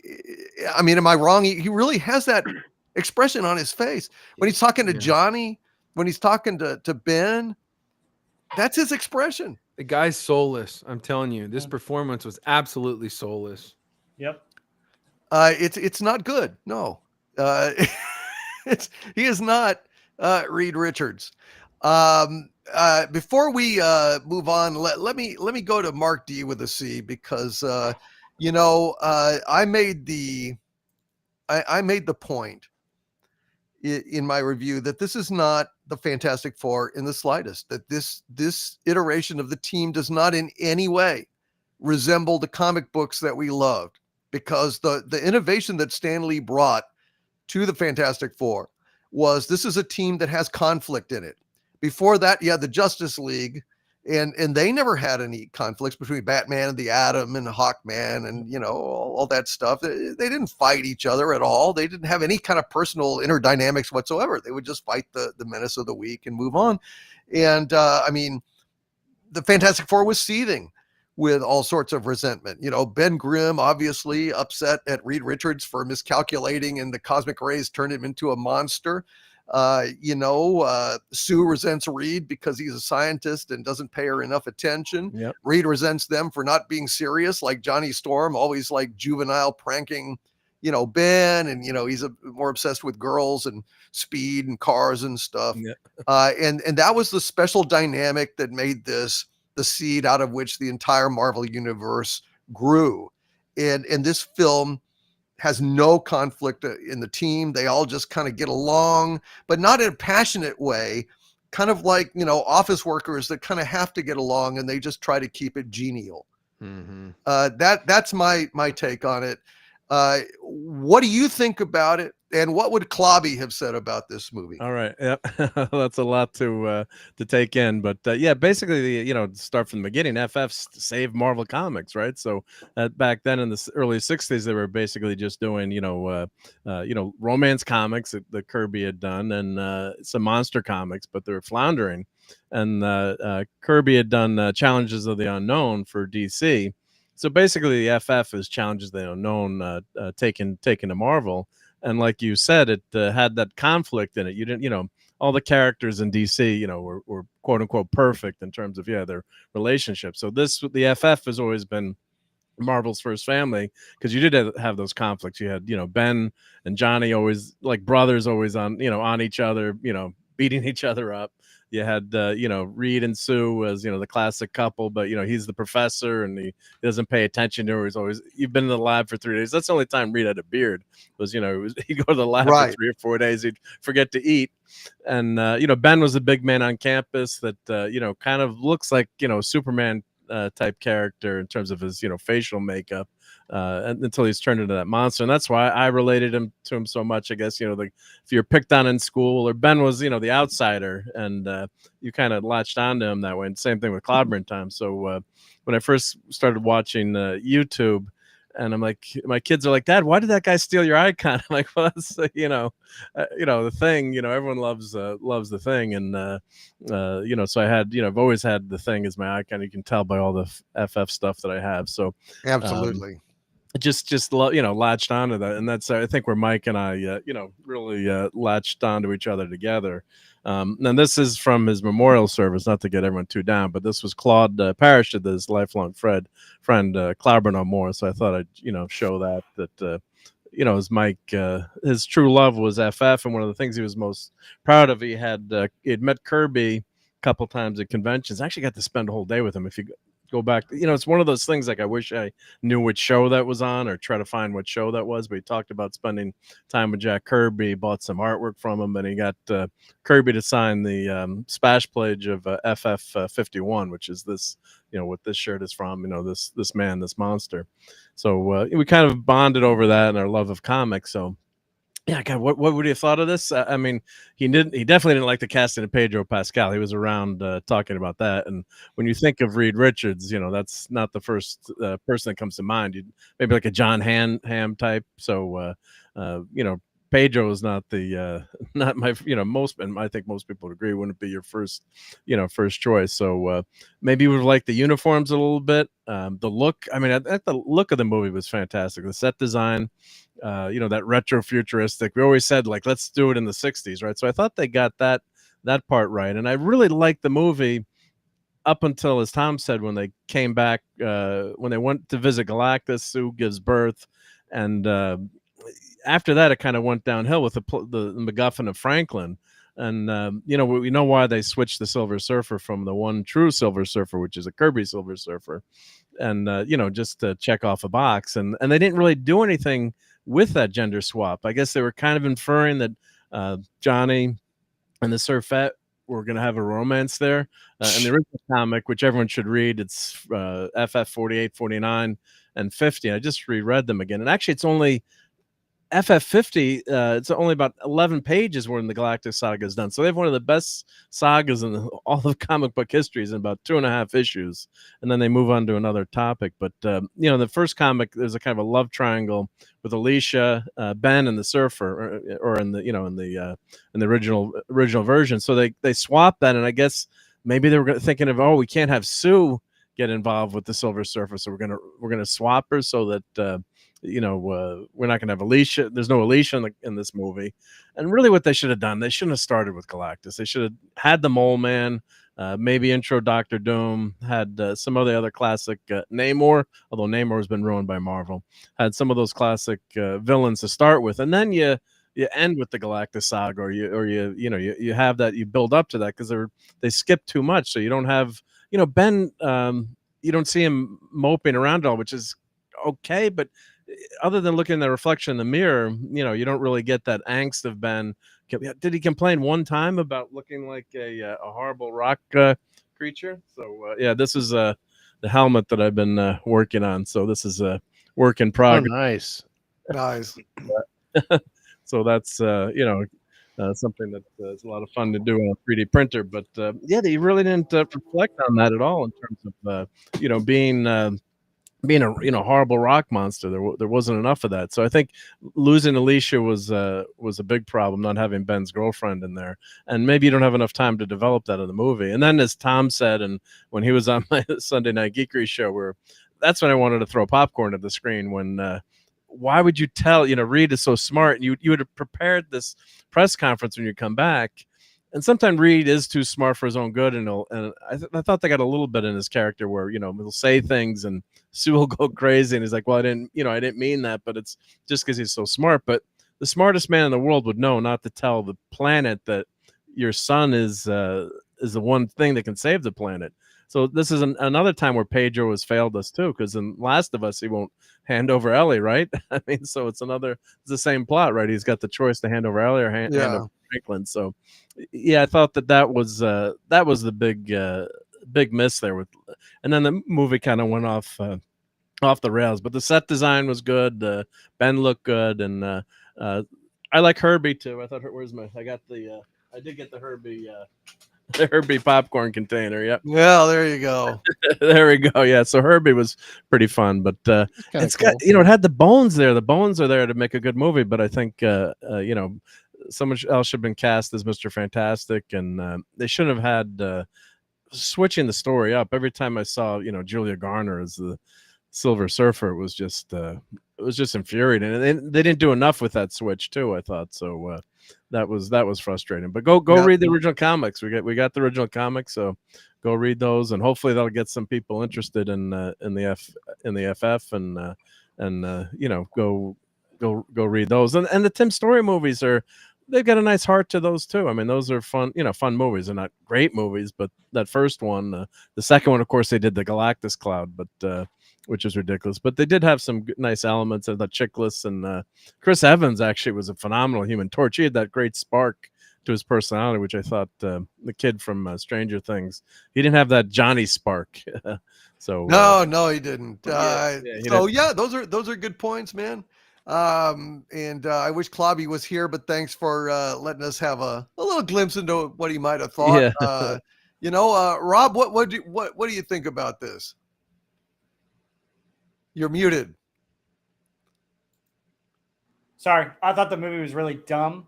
It took me out of it within the first, when they started to go to space, because guess what? Sue Storm is going on maternity leave. She's in her third trimester. So seriously, would you go to space when you're that pregnant and about to have a baby? I mean, there are certain things that pregnant women can't do in their final trimester, and you're going to go into space. There wasn't even a discussion about it. And that's the first thing that took me out. I'm just like, wait a minute, hold on.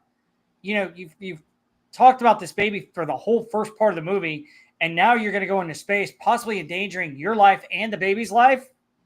Well, especially with the fucking 5Gs, 6Gs, 7Gs, however much a rocket puts on pressure on a fetus.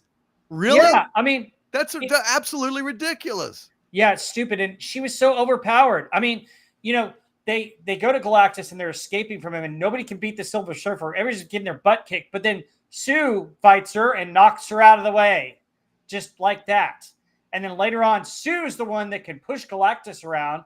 Nobody else can do anything to him, but she can push him into the thing. She's so overpowered. It wasn't as wokeified as we've seen and stuff, but it's there. It's there, man. It's totally there. And then you guys have already mentioned how Pedro is such a wuss, but also look at this. I mean, he's not confident at all.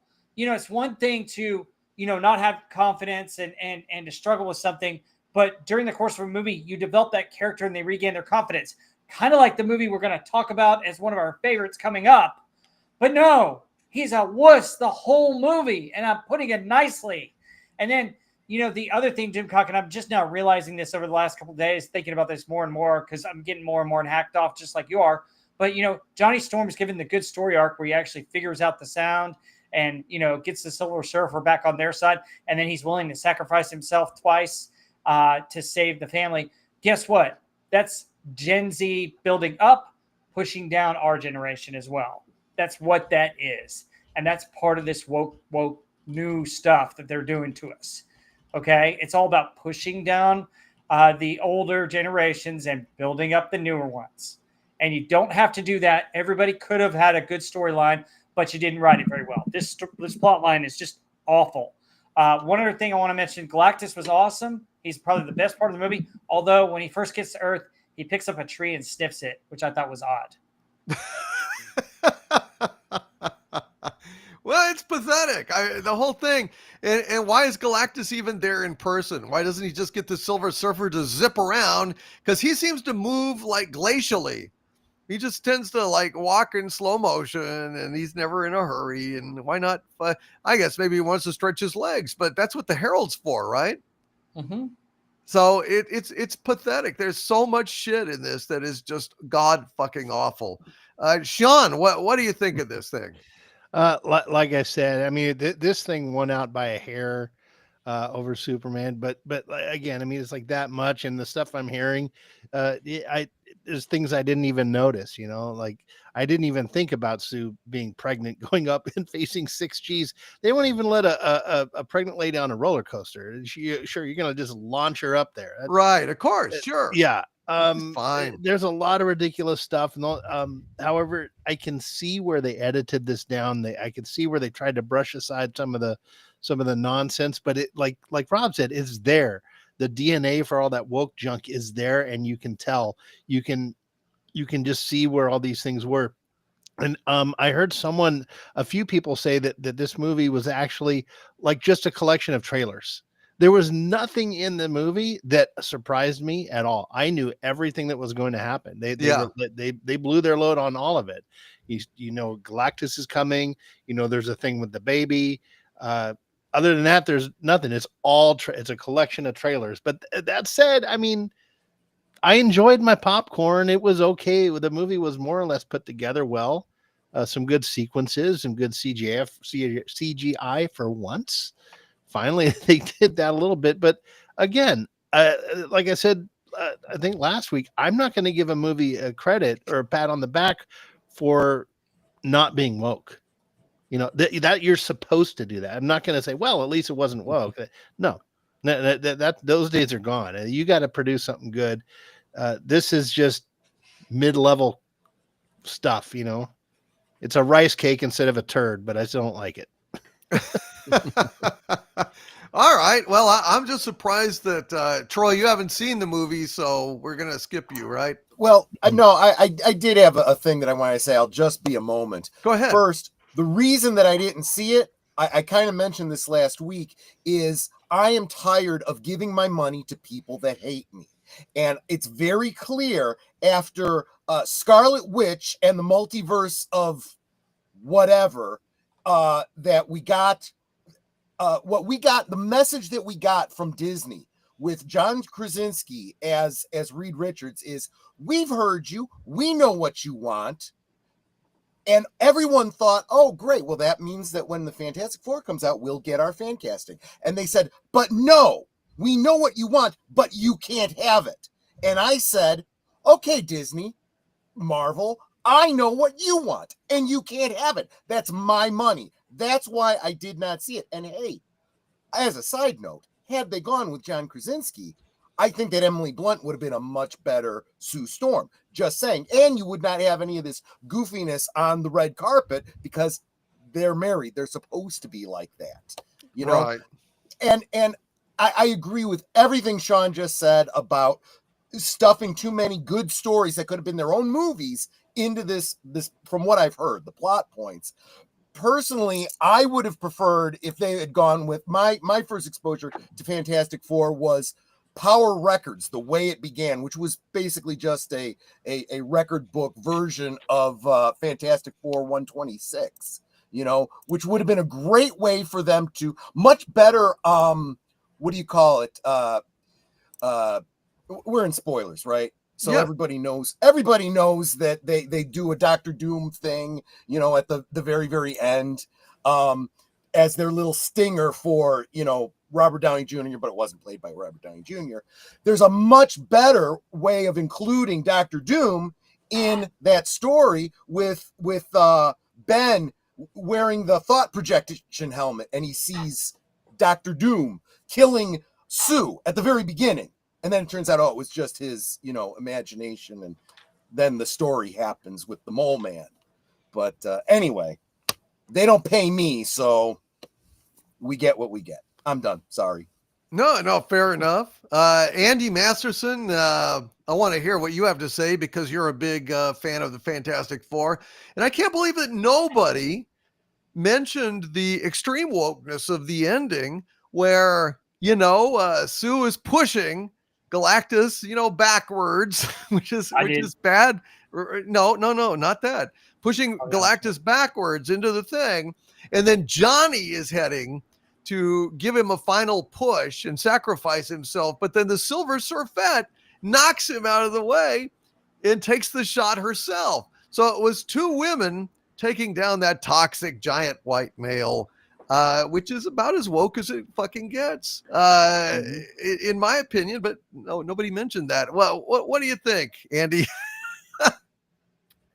I went into this with low expectations, and I was actually enjoying the movie. Visually, I thought it was amazing. I thought it looked great. It had that 60s vibe, that feel to it.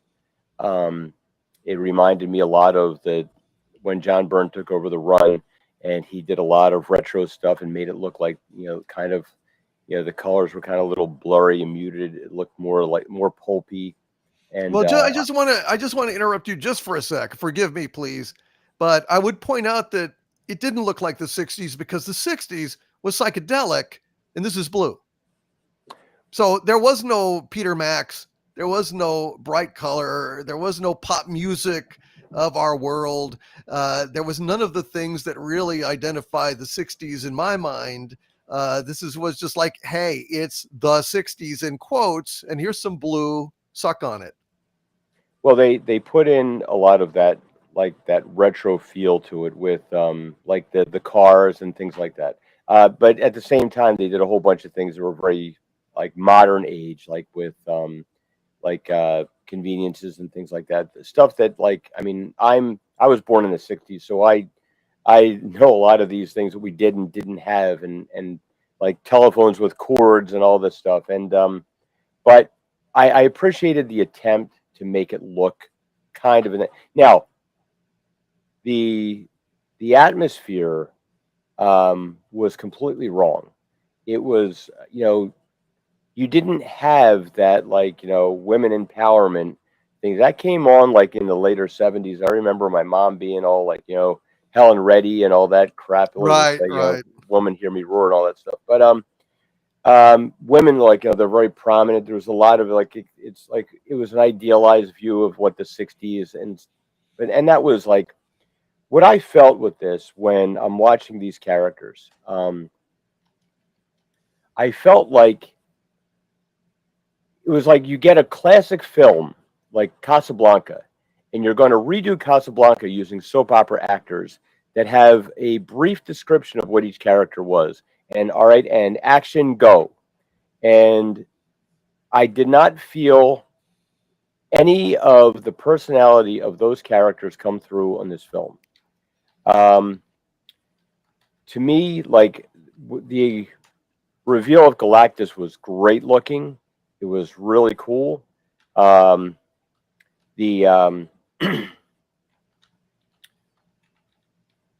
power levels of Galactus is supposed to be so powerful. I have a comic book somewhere where he's being attacked by like multiple superheroes with great power, might even be the Avengers.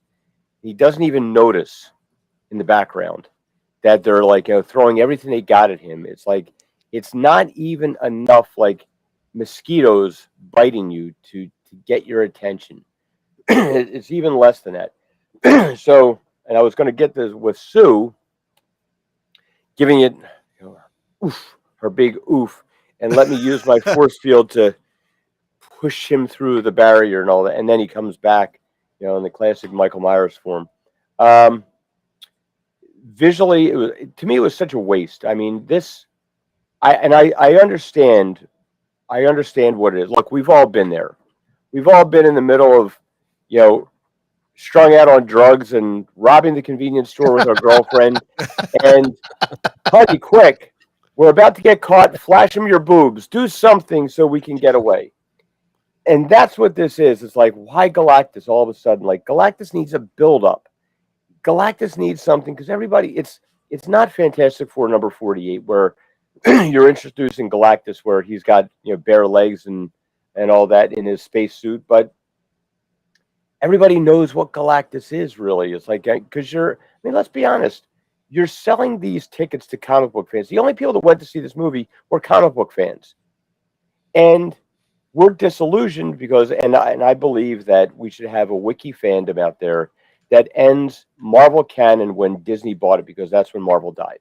Once they no longer had to sell comic books, and they had Daddy Warbucks money to just pay for everything, all their stupid stories they wanted to do about, like, hey, you know what? Let's ignore 40 years of Bobby Drake hooking up with all these girls. And you know what? One day he's in a locker room and changes his mind. It's like, that doesn't happen. It's like, This was Marvel continuity that happened over years and years and years and built up. And ever since that point, they've retconned the hell out of it. And I don't know, because I'm sure there's going to be some jerk off somewhere who's going to say, it happened in the comic book like this. Yeah, last week you did that in the comic book where you put these things in there. It's like this Shalabal thing. Norrin Rad has a great story arc with those first Silver Surfer issues with John Buscema and Stan Lee, where he's got this wanderlust. He's on this utopian planet where they don't have to. Your day consists of wake up, get a shower, bang hot shallow ball with the curvy hips and the puffy John Buscema lips and the flowing black hair. You got everything you could possibly want, but he wants more. He wants to see what's out there. And that weighs into his decision to go and become Galactus' herald, not just to save his planet. And of course, we make her a scientist in this. Like, Shallowball's a scientist. Shallowball was like a hot girlfriend. That's what Shallowball was. And no, we have to give her now you have permanently diluted anything that Norrin Rad had. And then he goes and he becomes this thing, and his job is to go out and he tries to find worlds that will satisfy Galactus' hunger without wiping out civilization. Sometimes it works, sometimes it doesn't. They do a little retconning with that, but you get the idea. Alicia Masters, reaching in and getting his humanity. In this, the most horrific thing for the female Silver Surfer is accountability.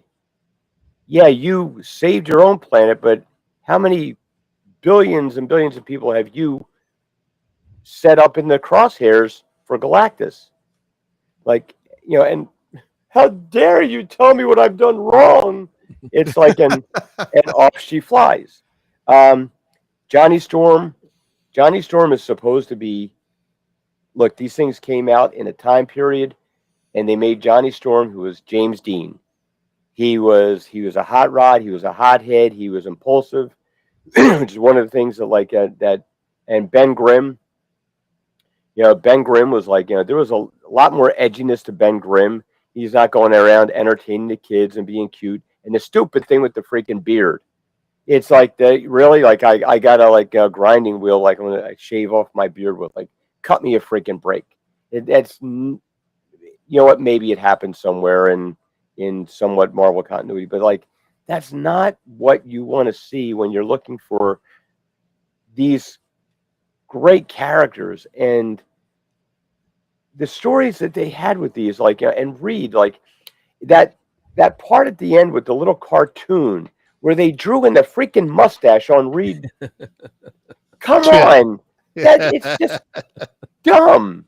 And, he's like, oh, yeah, sometimes Reed would, in the beginning of Fantastic Four 48, Reed's been in the lab so long, he's got 5 o'clock shadow and stuff like that. But then he shaves in the next issue, and because Johnny gives him a bunch of crap about shaving, at a time like this, yeah, you should go get a shower too because you stink. It's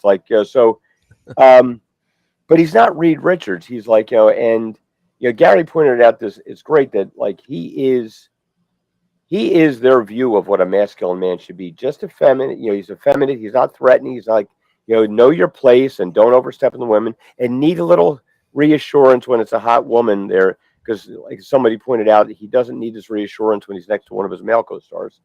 But he's creepy. He's you see these actors on the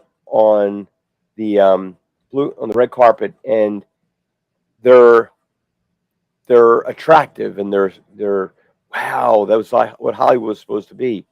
And I'm sure John Krasinski was offered the role, but he read the script and passed on it, because who wants to play that character except for Pedro, who willingly lops his stuff off and hands it over willingly. The Sue Storm was always, she's the polar opposite of Reed. Reed is cold, calculating, logical. She's warm. She's caring. She's that bond. In this, I got the feeling that she was just as cold. She was oh, I have my baby. But in every one of her other interactions, she's this polished politician, that she didn't have that warmth to her. She didn't have I felt like I was watching people dress up as these characters. The same kind of problem I had with, the X-Men movies when they first came out was like, it was Wolverine as an Amazing Friends. They did these things, but they didn't really go in deep on the characters that they were portraying. They just put these people out in their costumes with their powers, and nobody's going to pay attention to that except for fans. And this is what I felt with this. The first two, I tried to take like a normie attitude with this, and I thought that it was up until the third act. I enjoyed it. I left the theater. I actually came home because my son didn't want to go with me because he was like, "Nah, I know what they're going to do," and I came back and I said, it wasn't that bad. Of course, I kind of told myself that what to expect, and it's a waste of so much. These characters have so much potential. They have so much emotion that you can pour into them because they are such real characters, and they've ruined it now because you've hurry up and you've done this. You've depowered Galactus. You did the same damn thing they did with Kang. You had friggin' Ant-Man beat Kang, and if Ant-Man can beat your badass, big bad, how tough is he? He's Ant-Man, for Christ's sake. He's like, it's not Thor, like you should have went for the head, like that close to killing Thanos. No, it's Ant-Man. You might as well like have Hawkeye shoot a trick arrow and like, oh, there went Galactus. He fell down. You overpower Sue Storm. What the hell do you need the rest of that team for if she can do all that? Exactly. That stuff is like, it's and please, ladies, don't lump me in with Rob Wright's sexist remarks about telling a pregnant woman where she can or can't go. But that whole thing was kind of, it's dumb. Like, hey, yeah, we're going to go into this world-ending threat and stuff like that. And then they ruined it with Franklin Richards. It's like Franklin Richards. That whole storyline was gradually revealed over many years that Franklin Richards would become, this omni-level mutant. And I get it. They're so desperate. It's like, honey, the cops are coming. Flash your boobs to the clerk so he doesn't remember our faces. They're trying for something that they can draw somebody's attention with, but they totally missed the mark with their adherence to Marvel fans, and that's all they have left right now is people that go out of curiosity with this little glimmer of hope that they're going to see some inkling of what they grew up with on that screen, and they didn't do that. They can't help themselves. They did a lot better with, like, there was a lot less stupid humor. There's a lot less of all the crap that they usually put in. But they're fixing the wrong things in their mind. And I just saw the interview with these people, the guy that played the Thing, and he made some comments the other day. It's like, yeah, you see your film performing how it is, and you want to, like, alienate even more people from your film because they still think that they're right about everything. They still think that they're right, that they want to preach to people when we want entertainment. We want to escape our world. Nobody likes walking around and turn on the friggin' news with all the division stuff. I want to go and I want to watch a superhero movie. Good guy, bad guy loses. Great. That's what we should have. And that's what they've missed with this. And that's what Kevin Feige, look, until Iger goes, Feige goes, Kennedy goes, you clean house, shareholders, if you ever want to see a profit again. Because clearly, they don't know what they're doing, and they're wasting a hell of a lot of money as they do it. Well, thank you, Andy. I appreciate that. For me, I just felt absolutely dead inside watching it. It just seemed absolutely flatline. It was just going along. There was nothing to catch my attention. There was nothing particularly that alarmed me or interested me. It was just absolutely flatline, and I just kind of went into a void beyond pain or joy. I just didn't care. and I think that's a terrible way to kick off Marvel phase, whatever this is, 6, 7, 8, who knows? Who cares? I don't know what they can do to fix this, but it ain't great. Mark D with a C. Any final comments on this before we go on? I want to say a word about the passing of someone I liked a lot. Go ahead. Yep. Well, thank you. Yeah. Well, of course, as our buddy Clobber Tom said, when they make another FF movie, he's supposed to be in charge of it, and if he's not in charge of it, it's not worth it. So he would always say that on his show. And God, I wish he was here to hear his wisdom about it. But Andy, that was so well said when you talked about what was wrong with the movie. And they should have had. They did depower Galactus. They needed that ultimate nullifier, right? You said, Galactus is such a terrifying force of nature, and that was just such a mix-up not to follow the original comics. So, it was something I don't think Clobber and Toms would have been too happy with. Although Sue, yes, is very powerful. You could argue she's the most powerful member of the team, but as Galactus says, we're insects to him, right? There's nothing that we can do. That's why they needed that ultimate nullifier. So, I hope we'll see what happens, but it's not been encouraging. But at least we're getting some notice on the FF. Like I've been working on a Galactus helmet, popcorn. Oh yeah, nice. Yeah, so I've been working on that, and hopefully the Thing will get some more attention. The Thing, Clobby would have liked the way the Thing looks. So this was, I'm showing. I love 3D printing, so this was a sign that I made up, and I had a sign like this I bought years ago, and Mike always said, if you pass before me, I want that sign. Tell your wife. So God bless Mike, and I know he would have liked this. So we're all thinking of him, and it's a shame to lose someone like that. But he would have clobbered anyone who. The Thing with the beard that we all forgot. I forgot to mention that Andy did. Thankfully, there was one issue FF603 where Ron Garney drew it. When I see Ron Garney at Terrificon, I got to maybe yell at him because he drew the Thing with the beard, and it was the Thing. It's 1,000 years in the future, and he's human for 1 week a year, and that's when he grows the beard. But it's like a one-off thing. And it's like all these people like, oh, the Thing always had a beard. It's like, no, we never had, and now we're stuck with the Thing with a goddamn beard. Excuse pardon my French. So that really pissed me off. I hear you. Thank you. But thank you for having me on. It's been a lot of fun to chat with you guys and talk FF. Well, we were glad to have you, buddy, and thank you for being here. Great job on it. And before we go to Super Chats and the movie we love, I have to take a moment to say a few words about another lost celebrity. This past weekend, I received word that Tom Lehrer had passed at the age of 97. He had a great life, and to me, he was the funniest songwriter in history. He was a true wit. He had a sly and vicious satirical streak within him. He wrote some extremely sharp, edgy lyrics for the time. Poisoning pigeons in the park was a staple of Dr. Demento. I Hold Your Hand in Mine. Werner von Braun, a song about, the American space program.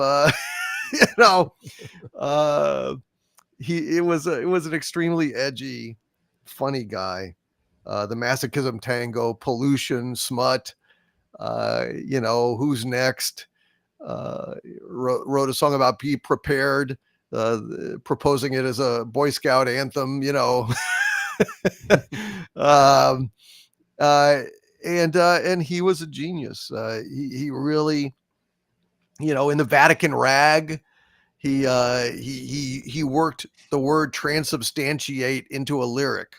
Now, that's that's not easy to do. This guy was the best, and he had so many wonderful moments in my childhood because I've listened to him pretty much all my life on Dr. Demento, and he was such a great guy that several years ago he released his entire song catalog to the public domain. Just gave it up. Just all those songs are now squarely in the public domain, and anyone can enjoy them. And most people are too selfish to do that. He was a professor of mathematics at MIT, who dallied around writing songs and was kind of popular, kind of doing the nightclubs and 50s and 60s, and then went back to teaching.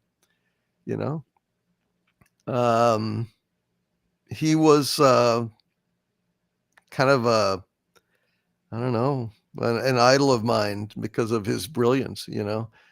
I mean, a lot of people love Weird Al, and there's a lot of wonderful folks out on Dr. Demento and stuff. But for pound, I don't think anybody was better than Tom Lehrer. And God bless him. He gave me a lot of memories, and I perform his songs all the time on Friday Night Frolics. And gosh, I never got to meet him, and I'm glad he lived to a ripe old age of 97. But I still feel sorrow at his passing. So, is there anyone that would like to say anything about Tom Lehrer? Did you raise your hand, Andy? Well, I was just going to say, great travels, like rest in peace, and may Pedro Pascal not do your biopic. Absolutely. Yeah. Absolutely. He was amazing. There was at the time, the two of the most popular newscasters in America were David Brinkley and Chet Huntley, and they had a kind of a duo, Huntley and Brinkley, and Tom Lehrer worked that into a song.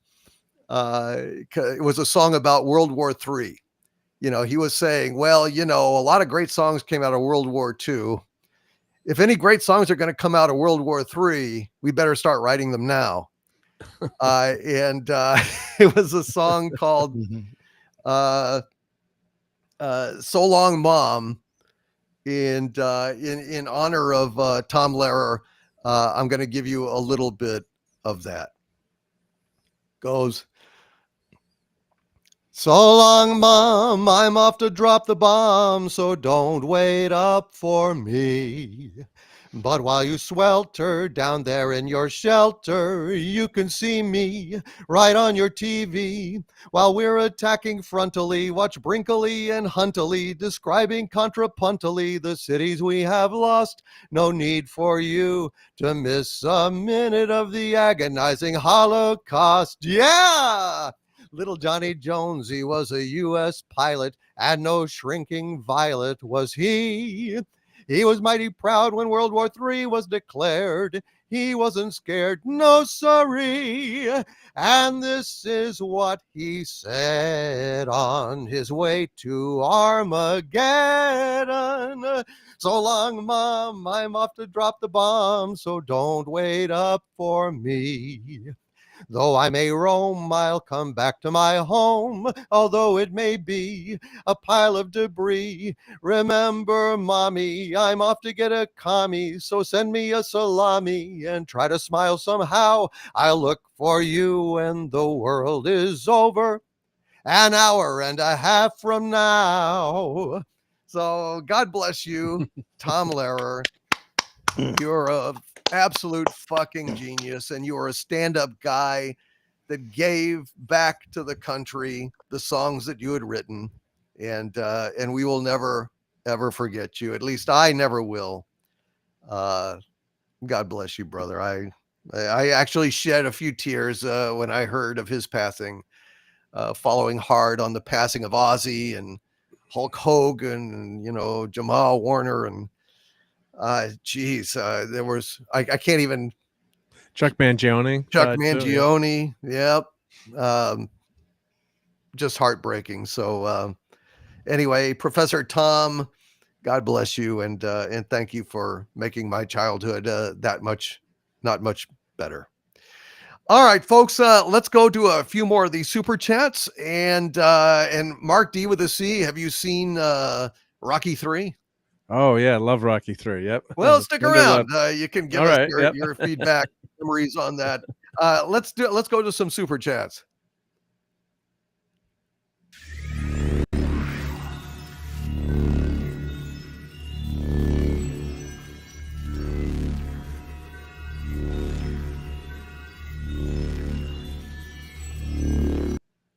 All right, folks, let's get to some of these super chats, and thank you all for your patience. Warachi with a $5 super chat. Hail to you, Warachi. Says Gary's ration delivered by Sydney Sweeney, Doombot number 7, a gallon of Xanadu hooch. What? Damn it. Ham and cheese hot pockets, a bag of Ore-Ida onion rings, and 5 Twinkies. Damn it. You know, if Sydney Sweeney is delivering the rations, wouldn't you rather have some milk?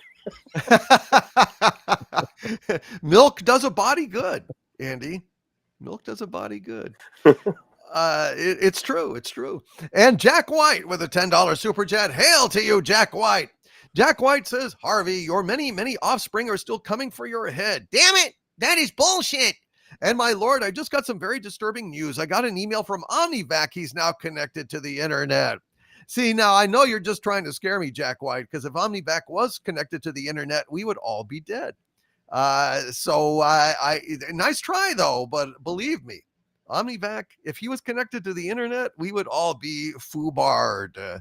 But thank you, Jack. Scott V with a $10 super chat. Hail, Scott V says, Rocky 3 is the first movie where I fell in love and cried all at the same time. The love, Mr. T, and Hulk Hogan. Loved them ever since.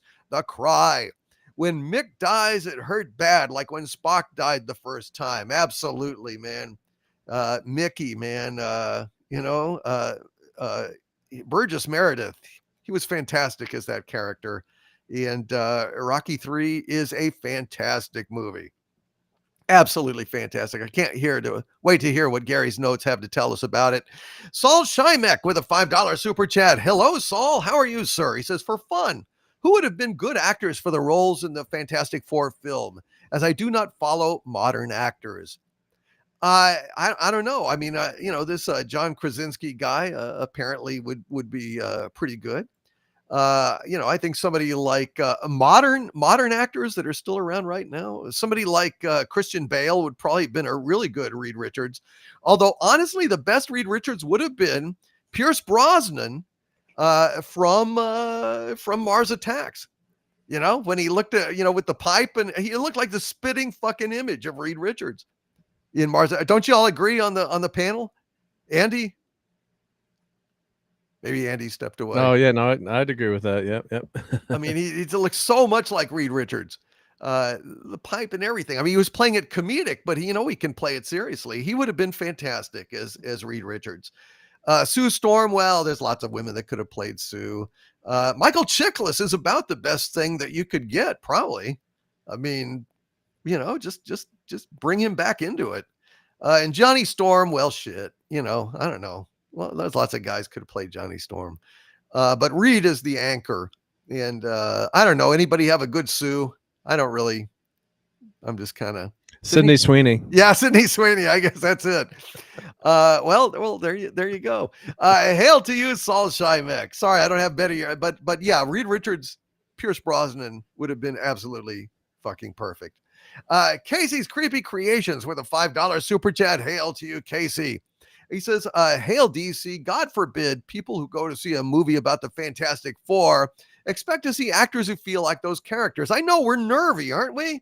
What a bunch of ungrateful swine we are to actually expect that when we go to see a Fantastic Four movie, it would be about the Fantastic Four. It's just the most arrogant thing. I think it's privilege. I think that's what it is. Hail to Casey's Creepy Creations, and please subscribe to Casey's Creepy Creations if you would be so kind. He certainly deserves your subscription. Orphan Zane with a $5 super chat. Hail, Orphan Zane says, my dad and I have seen both, and we liked Fantastic Four better. Not because Fantastic Four was good, because Superman sucked that bad. Fair enough. I mean, obviously, if you really did not like Superman, then you're going to say, well, the lesser of two evils. But for me, I thought Superman had some high points, and Fantastic Four didn't even have one, honestly. Michael Beacom with a $10 super chat. Hail to you, Michael. Says, can't wait to get Fantastic Four on video. Going to redub the opening scene so Reed Richards is asking Sue where she put his balls. Franklin should have had orange skin because no way Pedro is the dad. I love it. Oh God, the kid pops out and he's got, orange skin and oh dear. Oh geez. It was a rock in the woodshed. Hail to you, Michael Beacom, and God bless you, my friend. Yes. And Pedro would have been, I understand. Yes, I understand. Ben had to get his rocks off. My balls back, please, Sue. I guess not. Looking for his balls. I love that, Michael Beacom. That was a great one. Thank you, my friend. And the C-Man, who's been a channel member of mine 20 months at the Dumantide level. Hail to the C-Man. Says, I feel David Cornsweet would have crushed it as Superman in a more Donner-esque style film than a Gunn style. I think Cornsweet was absolutely wonderful Superman. I think he would have been great. There's nothing wrong with that guy. The casting was great. I feel like the balance was off. I feel like the balance in Superman was off. It was kind of schizophrenic. It was like a more realistic, harsh Superman on the Lex Luthor side and a more whimsical comic booky one on the Cornsweet side, and they never meshed well. And that to me was a problem. Geek Flag with Nate Knows 1973 with a $5 super chat. Hail to you, my friend. Says, everybody here is invited to celebrate Troy and Netter's 33rd wedding anniversary tomorrow. Well, happy anniversary, Troy. That is fantastic. Thank you. I wasn't expecting that, but yes, that's absolutely true. Wow, and happy anniversary to Netter as well. Wow, well, shit. Thanks for taking the time out of your busy plans to come and hang out with us tonight, dude. That's fantastic. She's just on the other side of the monitor from me too. Oh, that's fantastic. Well, hail Netter. Good to see you. That is fantastic. Good news. Something to look forward to. And Michael Beacom with a $10 super chat. Hail, Michael. He says, I miss Clobby still, but part of me is glad that he did not have to watch this film. So uneven. Great tech, great Galactus, Michael Giacchino score, but horrible Reed, Sue, and Ben. Surfer, not bad. Yeah, but not great either. Of course, that was the best character in the movie, the most fleshed out character, which, tells you a lot. It's kind of embarrassing, frankly. Anyway, thank you, my friend, for that. And hail to Clobby. The C-Man with a $5 super chat. Asks, how much longer can Disney keep burning money on half-ass films when the park attendance is way down? I don't know. You'd have to ask them, the C-Man. Yeah, I don't know. It seems to me a business axiom. The customer is always right, and when the customer has expressed a distaste for the product that you are generating, you should switch courses. That's just good business. But apparently, for some reason, they abstain from that. So I don't know. God bless them. I don't know what to tell them at this point. Walter Tomaszewski with a $1.99 super chat. Hail, Walter. Says Avengers Doomsday, 90 minutes of improv, and Star Trek failure. Okay. Hail to you, Walter Tomaszewski. Two predictions. Well, one has come to pass. Star Trek has indeed failed completely and totally.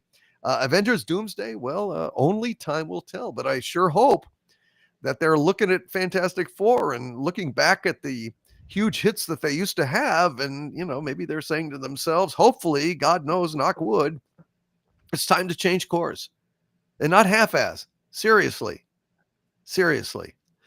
The Guardian of Azarath with a £5 super chat. Hail to the Guardian of Azarath. Says there is an episode of Angel, Buffy spinoff, where Angel gets turned into a Muppet. It's hilarious. This This is an insult to Trek. And I've seen Picard. Yes, Guardian of Azarath. It is a complete and total fuck you to fans and Star Trek and Gene Roddenberry and everybody that ever worked on the show and cared about it. It's a fuck you to intelligent people. It's a fuck you to rationality itself. It's a fuck you to screenwriting and shit. It's just a fuck you to humanity. So brilliant. Well done, Trek. Well done. You guys, you're killing it. And I mean that literally. You've killed it. As far as Angel goes, and Buffy, well, they can get away with that kind of shit because it was a goof. It was a fun. It was supernatural. You can do lots of more stuff over there than you can with a science fiction show prides itself on rationality. Radioactive with a $10 super chat. Hail to you, Radioactive, says DC. I figured out the issue with the Jem'Hadar in the Hogwarts School of Warpcraft and Transportery. It's a male Jem'Hadar that was given Ketracel Pink, a now banned substance in the Dominion. Well, there you go. There you go. It might be a trans Jem'Hadar. And with pronouns and everything else, that's a possible, plausible explanation, sir. It would be a them Hadar, DC. A them Hadar. Good one, Sean. Sean, you killed it there. Sean, you've earned your pay for the week. Kirk on. Nicely done. Nicely done. Jack White with a $10 super chat and a $20 super chat. It's starting to look like Jack White is going to be a producer on tonight's pop culture breakdown. And Jack White says with the $10 and $20 super chat on a live stream on WDW Pro's channel, Culture Casino almost accidentally hit the button and nearly released. Fortunately, he failed for ours and Harvey's sakes. Wow. Well, shit. I'm glad Culture Casino did not hit any button. I think that is outstanding, and thank God for small favors. Or at this point, I guess that's actually a big favor. Never mind. And Jack White does, I don't know if you saw it. Releasa McCracken did a meme of Culture Casino dressed up with Harvey's fez and his beard as tentacles. It's actually pretty funny. Oh yeah. I did see that. I guess that's related to this incident. Yeah. Nicely done, Culture Casino. Nicely done. Jack White also says, especially since if Harvey goes free, he will find as many kids marching on him the way the Greeks marched on Troy. And I suspect Harvey will meet the same fate as Troy. And if he doesn't, Troy was destroyed. You know what? I don't have any fucking kids. At least it's not been proven in a court of law, and I'm not concerned about it. They're not going to get my wampum. That's just the way it is. Even if I had kids, I gave them the precious gift of life, the most precious gift that there is, and they're not entitled to any wampum on top of that. Jeez, greedy little bastards. Not that they exist. I'm just saying. All right. Well, and Sigvaldason with a $10 super chat that I won't read, but I will. And he says, please catch the Harvey Cthulhu Variety Show this Friday. Our host, Harvey Cthulhu, has an excellent show planned. Enjoy Doomcock saying, "You're correct, sir," after each great point from Harvey. Fuck you, Sigvaldason. You're the high priest of the cult of Harvey, and you're a prick. You're the high priest of the cult of Harvey, and you are awesome. Fuck you. Thomas M's been a channel member 49 months, and he says, hail DC and everyone. I say, hello, Thomas M. How are you, sir? I hope you're enjoying the show tonight. And London, 19657. Gifted an another Overlord DVD membership to this channel. Thank you, London 19657. It is awesome to have you here tonight, my friend. We really, really appreciate you. And Michael Beacom with a $10 super chat again. Oh, gosh, he's been knocking it out of the park tonight. Michael Beacom, God bless you. He says, more Fantastic Four. Pregnant women do not take rockets into space. I know. I am married to one who had two. Every pregnancy, she couldn't take fast elevators, let alone escape velocity thrusters. Exactly. They have no respect for the intelligence of the audience. They think it's just a stupid comic book movie. Let's just do whatever the fuck we want. But details matter. Commitment matters. Respect for your source material and your audience matters. When is Disney going to learn this? When is Marvel going to learn this? It's insane. It's fucking insane. And Stone Racket. Hello, Stony. Channel member for 19 months now. Hail, Stone Racket says F1 is going back to IMAX theaters. Yeah, FF sucks. Yeah, I've seen some pictures of empty IMAX theaters with, that were booked for Fantastic Four. So I guess this is a boon for F1. Yeah, nice. And Nathan Robinson with a $5 super chat. Hail, Nathan. He says, R.I.P. Ryan Sandberg. I'm a Cardinal fan, but have fond memories of that game in '84 when he hit 2 home runs against Bruce Sutter, one of the best. That's right. Another a baseball player, has passed. Ryan Sandberg. God bless you, Nathan Robinson, and thank you for sending that to us, brother. We really, really appreciate that. And Michael Beacom with a $5 super chat. Hail to you again, Michael Beacom. He says, after the new film, I hold that The Incredibles is still the best iteration of the Fantastic Four yet done. True. And Michael Giacchino did a better score too. I absolutely, the Incredibles is the Fantastic Four movie. Would you guys agree? Yep, totally. 100%. 100%. 100%. Even though the second one was not very good. Yeah, that's what I heard. But what are you gonna do? It was still awesome. Okay, let's go ahead now, and let me see. Let me pull that down. Let's go ahead and get to this movie that we love.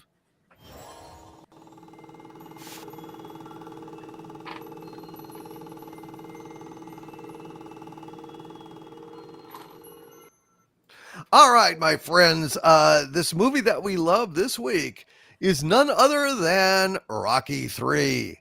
Rocky III is the classic film that introduced Mr. T to the world as Clubber Lang. And, I've always wondered, and maybe we'll find out from Gary Ambrosia's notes, he's had his little fling. He escaped and everything. And now maybe he's going to atone by giving us some good information about this movie. I've always wondered, since I believe Stallone wrote the script, does that mean that he came up with the classic "I pity the fool" line that became Mr. T's trademark, or did he incorporate that into the movie because of Mr. T, or did it come from Mr. T? That's the question that is burned in my mind for all these years. Yeah, so we'll see if Gary has any insights on that. Gary Ambrosia, what do you think about Rocky III? I think it's a great movie. Oh, it's fantastic. Let's get into this. You ready? Yeah, absolutely. All right, here we go. Rocky III. Eye of the Tiger, Stallion. Eye of the Tiger. Starring John Rambo, Action Jackson, and that old guy from the Twilight Zone. Let's see. I actually didn't get any of the box office information on this. Apparently, I was doing the notes kind of late last night, but we'll get that in a minute. But this movie, it won a bunch of awards. It made a ton of money, and it's epic. It's truly, truly epic. But let's get to this here. Okay. Stallone's breakout success of Rocky formed the foundation of his career, which early on saw a lukewarm response to some of his earlier works, such as Fist and Paradise Alley. The sequel to Rocky brought him back into the spotlight, this time not only reprising his iconic character, but also taking up the director's chair for the second time. First film he directed was Paradise Alley. I did not know that. Oh, wow. Rocky II was another massive success. However, his following film, Nighthawks, which was greatly mishandled by its distributor, Universal Pictures, was just another push in the wrong direction. Stallone then opted to work with John Huston in the sports war drama Victory.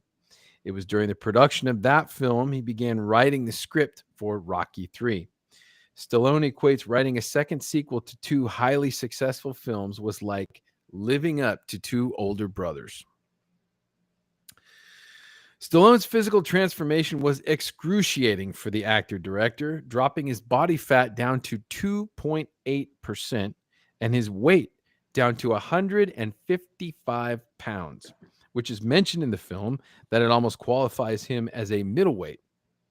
Wow. Starting at 5:30 a.m., 10 egg whites and 1 piece of dry toast, a 2-mile run, 2 hours of weight training, hours of sparring, and ending his day with a swim were a daily routine for several months. Oh, wow. As a treat, he indulged himself with a piece of fruit once every 3 days. Yeah. Sorry, Andy, I'm not doing it, buddy. I can't handle it. I just can't handle it. Originally considered for the role of Rocky's challenger was heavyweight champion Smokin' Joe Frazier and 2-time heavyweight champion Ernie Shavers. These did not work out due to the fact that Frazier had a stutter and Shavers' voice was too high-pitched to sound menacing. According to Shavers himself, a sparring match took place between Stallone and himself as a screen test, during which Shavers gave Stallone a broken rib and several other injuries. Oh, shit. What's going on in the background there, guys? Somebody's chewing. Hello. Please, mute yourself. Cut the mic, please. Where were we? Let's see. After the test, everyone agreed that it would be better and safer to use an actor rather than a real fighter. Lawrence Truod, a.k.a. Mr. T, a former bouncer turned bodyguard for Muhammad Ali, Joe Frazier, Leon Spinks, Steve McQueen, Diana Ross, and Michael Jackson, was featured on a segment of NBC's Games People Play called the World's Toughest Bouncer Competition. It was here that Stallone discovered Mr. T, and he was cast as James Clubber Lang. Mr. T's trademark tagline, "I pity the fool," originated from this film. I don't know where from yet, Doomcock. I will find out. Ah, okay. Well, I didn't know either, so I can't talk. I've read that it was Stallone because we did this movie on Toxic Tuesday, Okay. and I mean that's what my understanding. But right, I mean that would be super mind blowing and cool if Sylvester Stallone wrote the catchphrase that Mr. T was defined by. I think right. Yep. Right. Well, I'll look that up. But anyway, let's see. Apparently, during the premiere of Rocky III, after watching the scene where Clubber harasses Adrian, Mr. T's mother was furious with her son and stormed out of the theater, chastising the actor that she never taught him to speak to a lady like that. This would be the first and last time Mr. T would ever play a bad guy. According to Stallone, he and Mr. T broke their final fight up into 4 segments and rehearsed one at a time in order not to wear themselves out. According to Mr. T, the fight rehearsal was like being Fred Astaire and Ginger Rogers, except throwing punches. Clubber Lang's trainer was almost played by Morgan Freeman, who auditioned for the role, however, was turned down for Wally Taylor. That would have been wild. Wow. Think about all the people that are in this movie. How many careers this movie launched. And Morgan Freeman, I think he was totally unknown at the time. I think he was doing the Electric Company or something like that. Yeah. But other than that, I mean... Training Miss Daisy. The modern equivalent would be Training Miss Dillon. While suffering from a bit of insomnia, Stallone caught a WWF match on TV one night and saw Terry Hulk Hogan take down 4 of his opponents. Stallone met up with Hogan in a match where he was fighting Andre the Giant and offered the wrestler a role in his upcoming Rocky sequel. Hogan thought it was a joke set up by the WWF staff and ignored the offer. It was while on tour in Japan that Hogan received a Western Union telegram from Stallone, who again offered the role to him. Stallone recalls that Hogan's punches were so accurate, his first knuckle would barely make contact between his eyebrows. During their fight, Hogan gave Stallone a high knee to the shoulder and almost broke the actor's collarbone.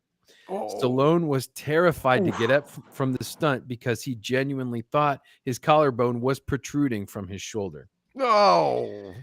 As a director, Stallone asked Hogan if it was feasible for Balboa to effectively choke Thunderlips out. Hogan said, "No chance, brother."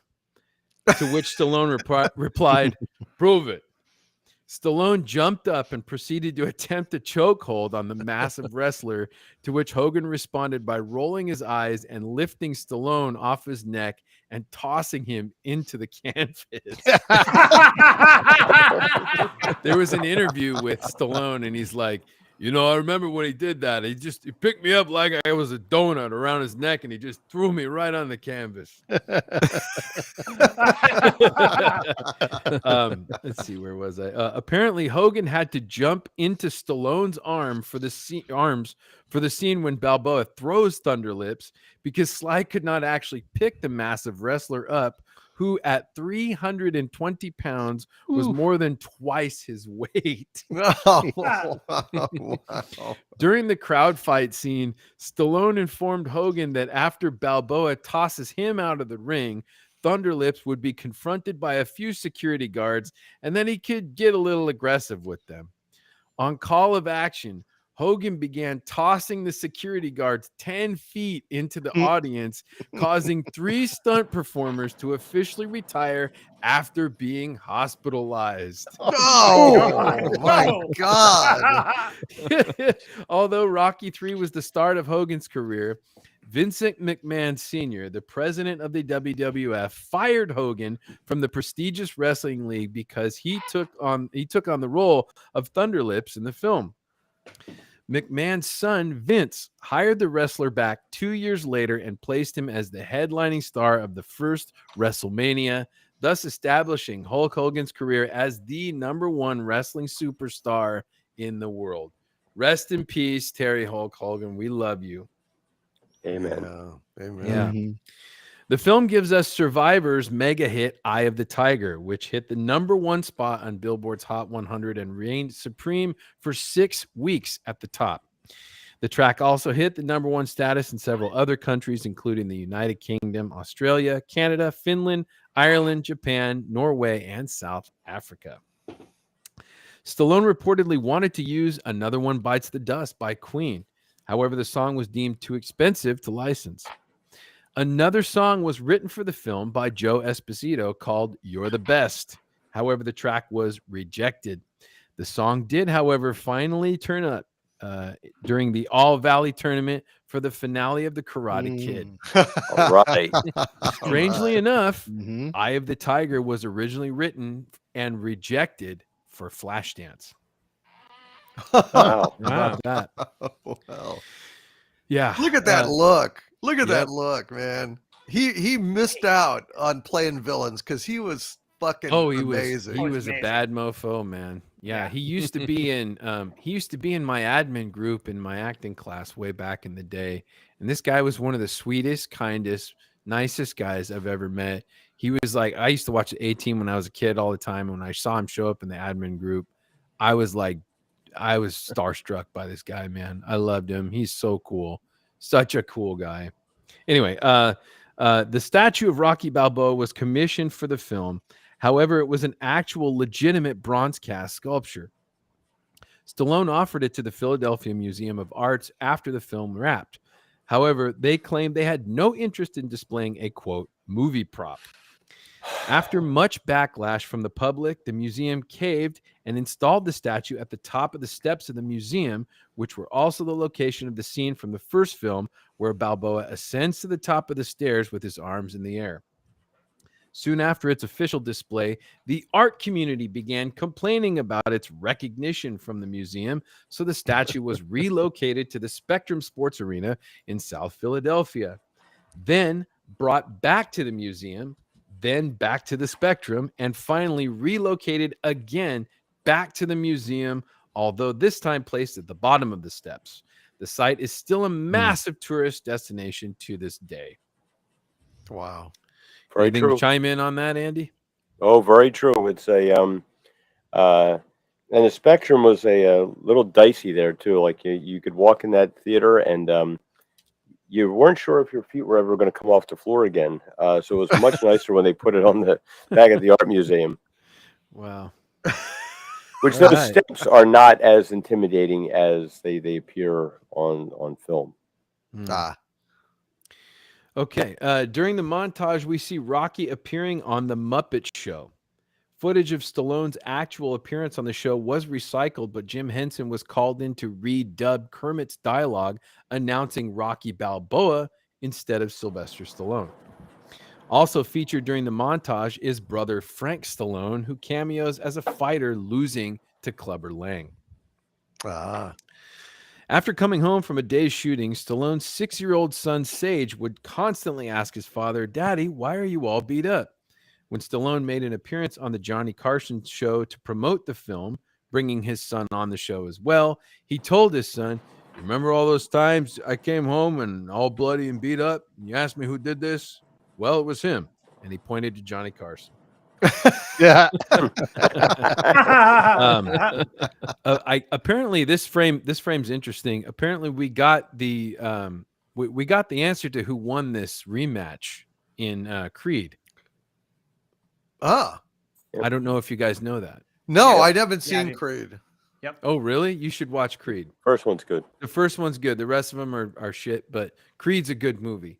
I could watch Stallone play Balboa in anything all day long, man. Okay, my final note. Some of the original concepts for the Rocky III script were that Apollo would retire and become Balboa's manager, teaching him how to manage his finances.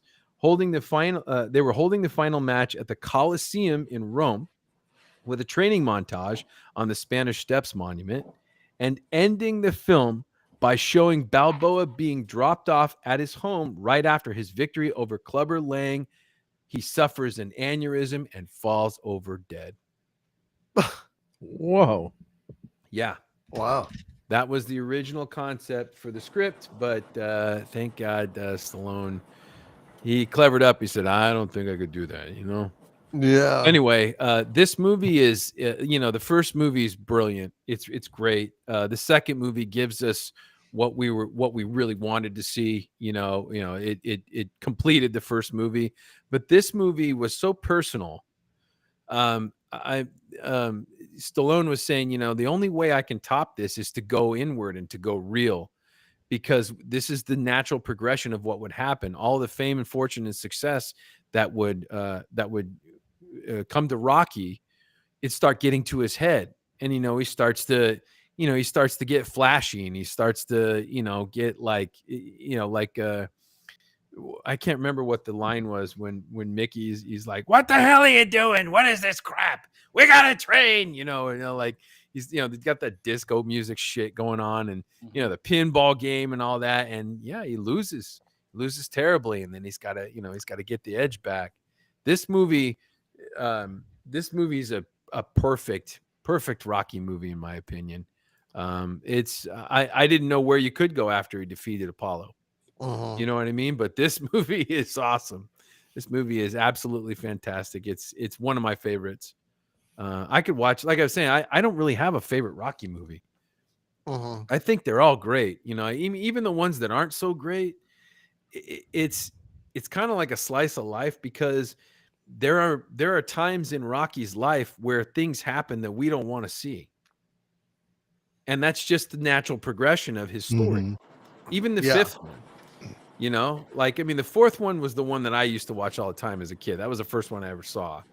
And I hadn't seen the first to the third one. It was later in life that I saw those. But honestly, Doom, if you haven't seen Creed, check it out. It's worth it just to watch Stallone as an older Rocky. It's really, really good. He's the best thing in it.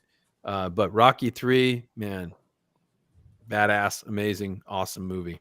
Well, I feel kind of like there's a weird parallel between the Rocky series and the Planet of the Apes series, because, I think that Planet of the Apes 1 through 4 are all excellent movies. They kept dealing with challenges and getting less and less money and everything, but they kept coming up with creative dodges and ways to keep things fresh. And the fifth one of Planet of the Apes was shit. And, I think Rocky follows kind of a similar trajectory in that the first one is absolutely brilliant. Second one, maybe a little less, but still fun.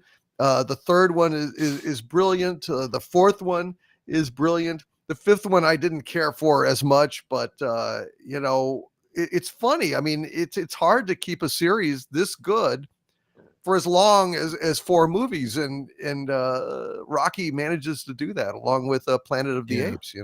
I agree. I mean, I like Rocky Balboa. I like Creed. The 5th one's even okay. But okay, so to answer your question about who wrote that famous line, it was Sylvester Stallone.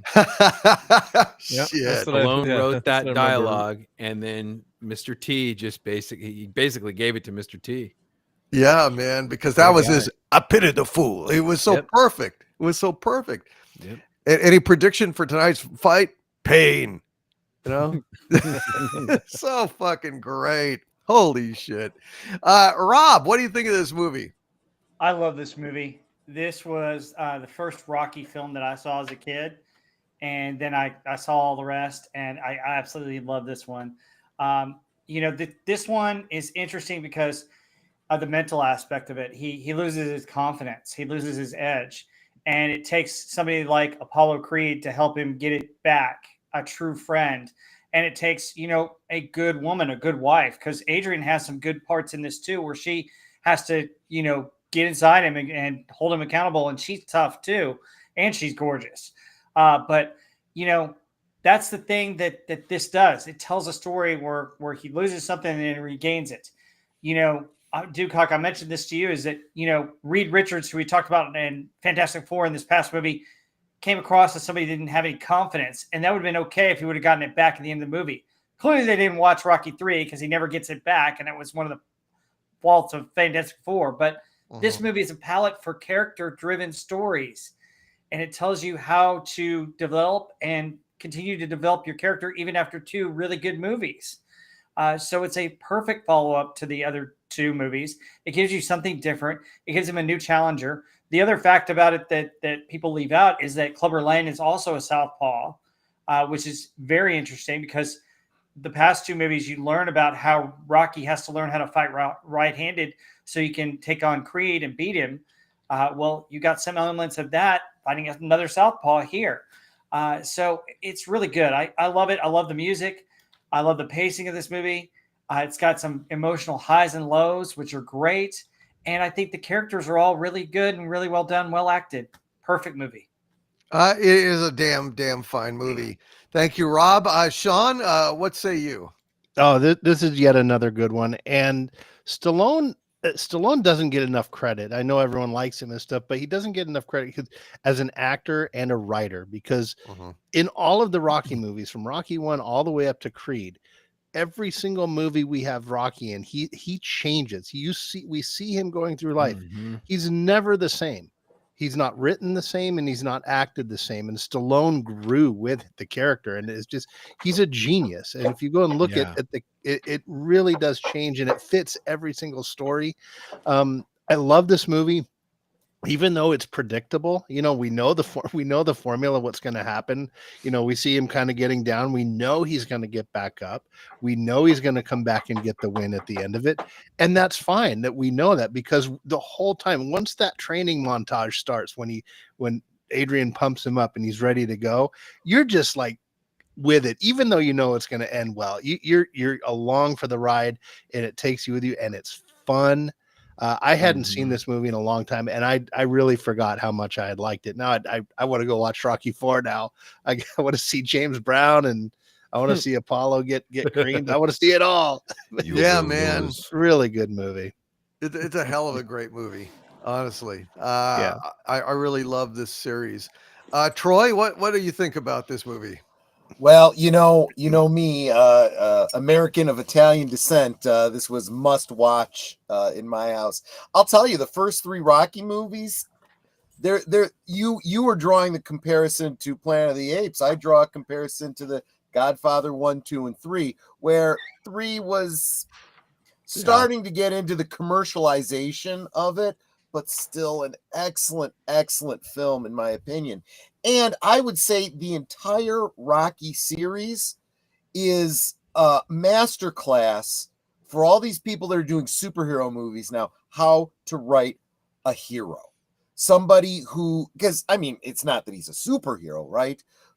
He's just a man, but he's a fighter, right? And it seems like Hollywood can only write heroes that get their butts handed to them or are so perfect there's never a challenge.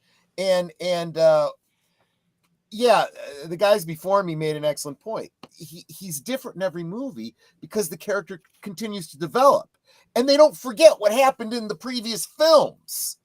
You know, they're consistent with his character, and yeah, I mean, I was never built like that. I was never gonna be, you know, that athletic, but there was a lot of things about him that I could relate to, and the things that I couldn't, I wanted to be. But yeah, I know I wasn't just talking about Rocky 3, but you know, for me, they all kind of go together. And whereas everyone else is saying that I'm feeling a little old now because you all said that Rocky 3 was your first Rocky. I saw Rocky 2 was the first one that I saw in the theater, but I had seen Rocky 1 previously. I want to say it was on television. I think it was on commercial television before Rocky 2 came out. So so I saw them all in order.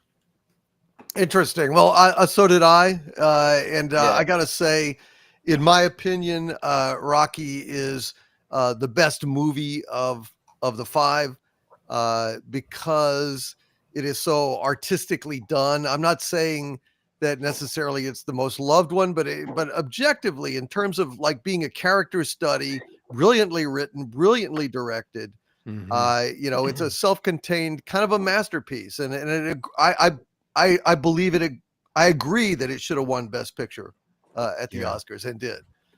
You know, the director Alvinson, you know, did a hell of a job directing it. It's really gritty and grimy, and you know, he's such a loser. He's a palooka. Gets the shot of a lifetime. It's a fucking classic. All the rest of them, it's kind of like Planet of the Apes is a fucking classic. It's a fucking masterpiece. And then the other ones kind of spin off it and do a great job of advancing the story, and we love them just as much. But for me, Rocky is a perfect film. It's truly a great film. But you know, but I love them all. You're absolutely right on that regard. Andy Masterson, what do you say about this? And then we'll go to Mark D with a C. Let him wrap it up here. Well, as a Philly native, there's no such thing as a bad Rocky movie. I saw the first one in theaters when I was 9 years old. And don't drink raw eggs. It doesn't end well. I did as a kid. When I just fucking like cracked the eggs because I was kind of skinny, and I drank the eggs. Yeah. Oh yeah, we all did it. We all chugged them down, and yeah, it was. My mother was like, "What happened to the eggs, and why is there vomit on the floor?" It's one of those. I didn't puke. Training. I didn't puke. I didn't say it was me. I have two older brothers, but anyway, yeah, this film, Mr. T was like, man, he came on the scene, and he was something else, and to see him rise through that decade with his personality, man, and this film really taught you a lot about not to take things for granted. I mean, my God, and Mickey, oh my. It like right up there with Old Yeller. You know, it's like it rips your heart out every time you see it. Like, you know, here's this, you know, you see him in the first film, and he's so, and when he gives Rocky that speech, like, you know, you're a bum, you could have been somebody, you could have been a contender. You know, it's like, and you know, you're a leg breaker, and like, and then he comes groveling back to Rocky when he gets the shot, and he's like, oh, look, I can help you with this, and man, it was so powerful seeing that. Of course, you get you get the Adrian thing, and Talia Shire's never looked better. Which in the first Rocky movie was a tall order, because I'm sitting there thinking to myself, like, yeah, they could have got a hot chick for this film, but they went with this girl. But yeah, all the Rocky films, especially in this area growing up, they're so, each one of them manages to not fall into just like Superman 4 territory. Yeah, it's like they're all really good in a way. Like, yeah, Rocky 5 is the weakest of them, but it's kind of redeemed with Rocky Balboa, just that speech that he does.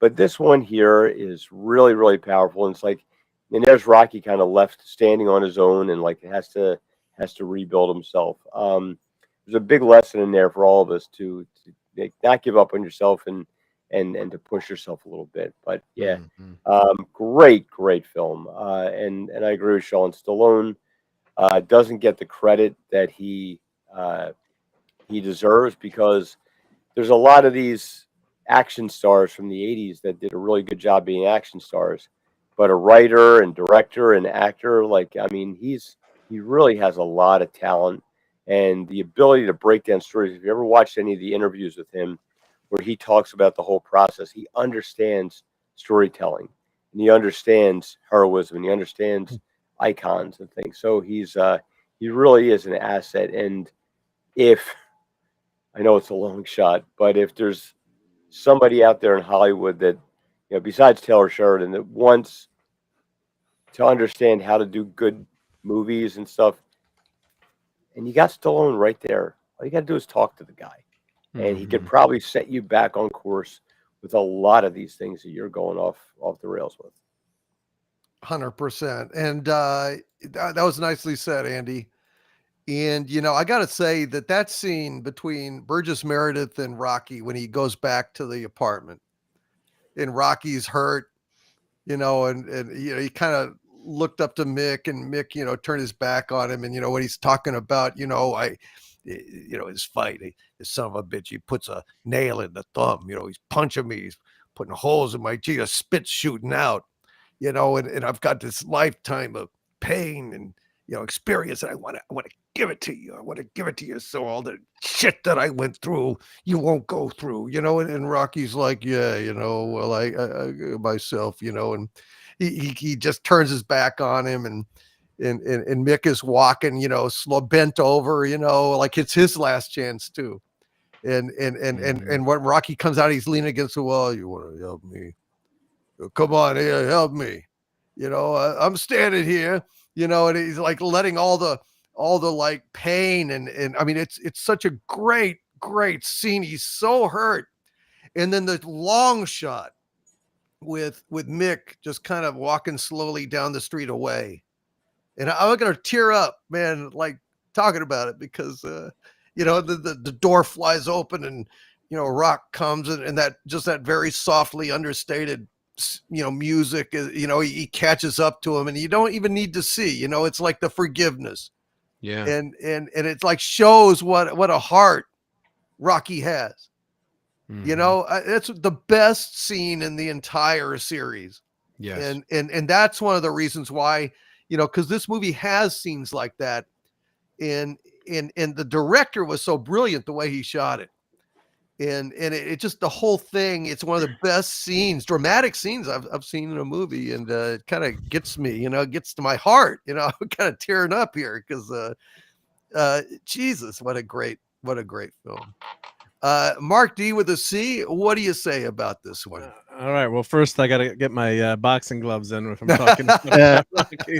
There you go. It's clobbering time. But yeah, what a great movie. You guys said it so well. I mean, what a genius Stallone is. You guys have said, people make fun of, oh, yo, Adrian, but what a brilliant filmmaker, director, writer, and he never gave up on his dream. So he came up with the story of Rocky, and he insisted that he star in the movie.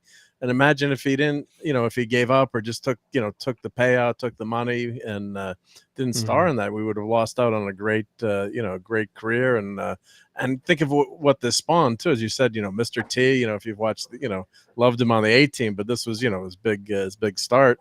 And what a phenomenal movie. And, we always talk about Mary Sue's and characters that don't have that hero's journey, and this is the epic hero's journey. And what are they going to come up with next? And what a shock it was to lose Mickey. I mean, it's kind of like losing Yoda for Luke, or you can't kill off Mickey. Or later on when Adrian, actually you find out Adrian is passed, and the great Rocky Balboa, what a phenomenal movie. So I just love the story arc of Rocky, and God bless Hulk Hogan how great was he in this cameo? And sure, he's only in the movie, but God, as a kid watching this in the movie theater, like I want to be a wrestler. I want to watch, just and the way he acted, it was great. And then he kind of, at the end, it's like it's just all a shtick. He's like, oh, you want to go get a drink or something, or no hard feelings.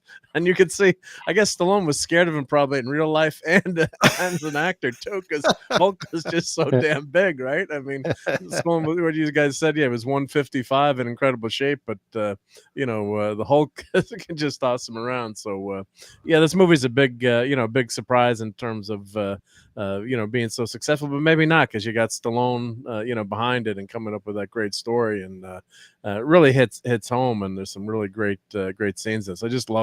I love the whole Rocky series, but this is one of my favorites too. It's just so much fun. So I think someone in the chat said they'd never seen any Rocky movies. Was it Chief Shadow? It's like you got to fix that, Chief Shadow. Go do yourself a favor. And as you said, Doomcock, that first one is the best, but man, it's a great series. Even 5 has some good.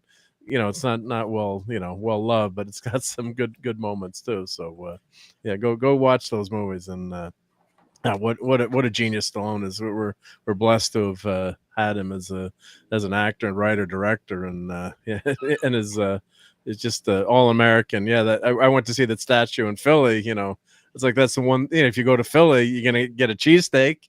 And you're gonna go see the Rocky statue, right? Those are 1 and 2 on the bucket list. So go Giants! Just kidding. Just get a real cheesesteak, not statue Geno's. Yeah, right. Yeah. Well, no, thank you for that. And I would definitely listen. I'll say it. Rocky is a 5-star film. It's perfect. I wouldn't change a damn thing about it. I wouldn't change a damn thing about it. Well, I want to thank you guys. Rob Wright says go Cowboys. So here we go. Now it begins. Let's go ahead, and I want to thank you, Gary, for being apprehended again and doing a great job tonight. Let's go ahead and get to the rest of these here super chats.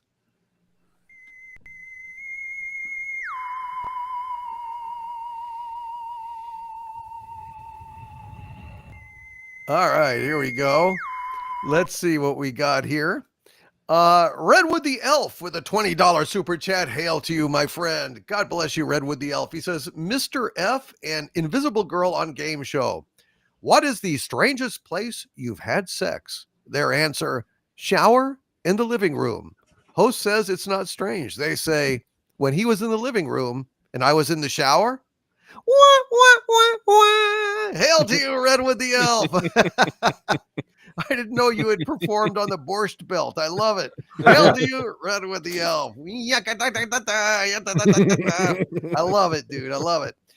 Kurt James, been a channel member 4 months at the Dumentite level, and what a great member he is. Hail to you, Kurt James. He says, just saw Jurassic Park Rebirth.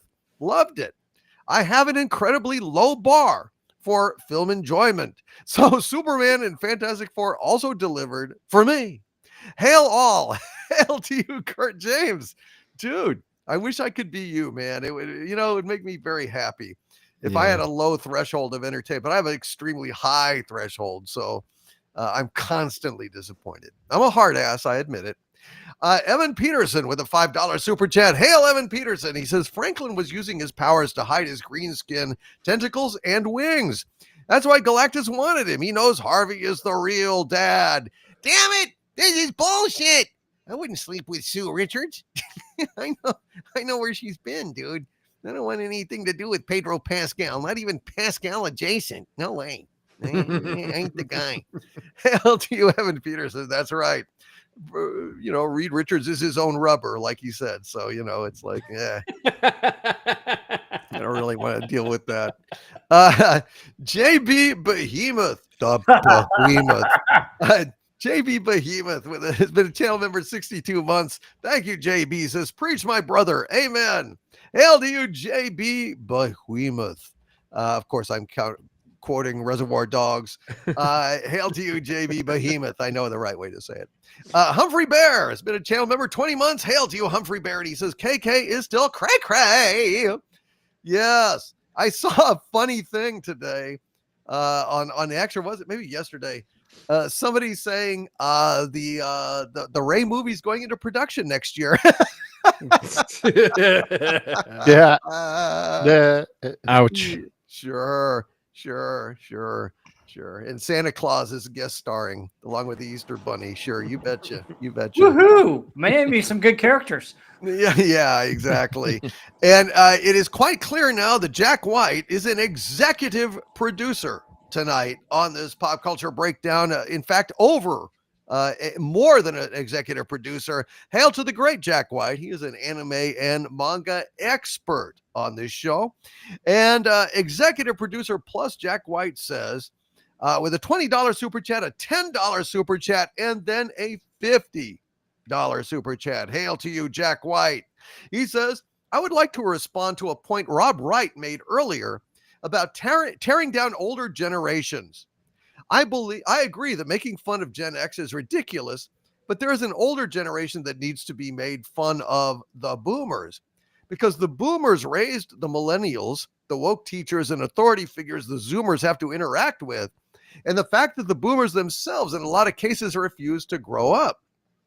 He says an example of that, a segment that the Lotus Eaters did where they talked about a retirement community in South Carolina where the residents were throwing toga parties.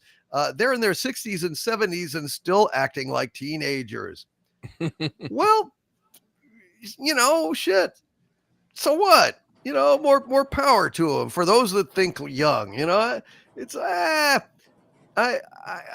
would say that the problem is not older people acting younger. I think the problem is that kids were spoiled and kids were coddled and kids were made to feel like they're so fucking special when they're just ordinary and average at best. Participation trophies, communism, sneaking into curricula in colleges. I think, and I know you'll agree with this, Jack. I know you'll agree with this, that really it's the communist subversion of our educational processes, the coddling of the younger generation is really the fucking problem. I think the boomers were the ones that let their kids be free roaming kids and, go out on, Saturday morning and come back before dark, and they're out having adventures on their bikes and, toughening up and handling their shit. And, we don't have that anymore. So I don't know. Let the old birds have toga parties and shit. Why not? Is that the point of making Viagra?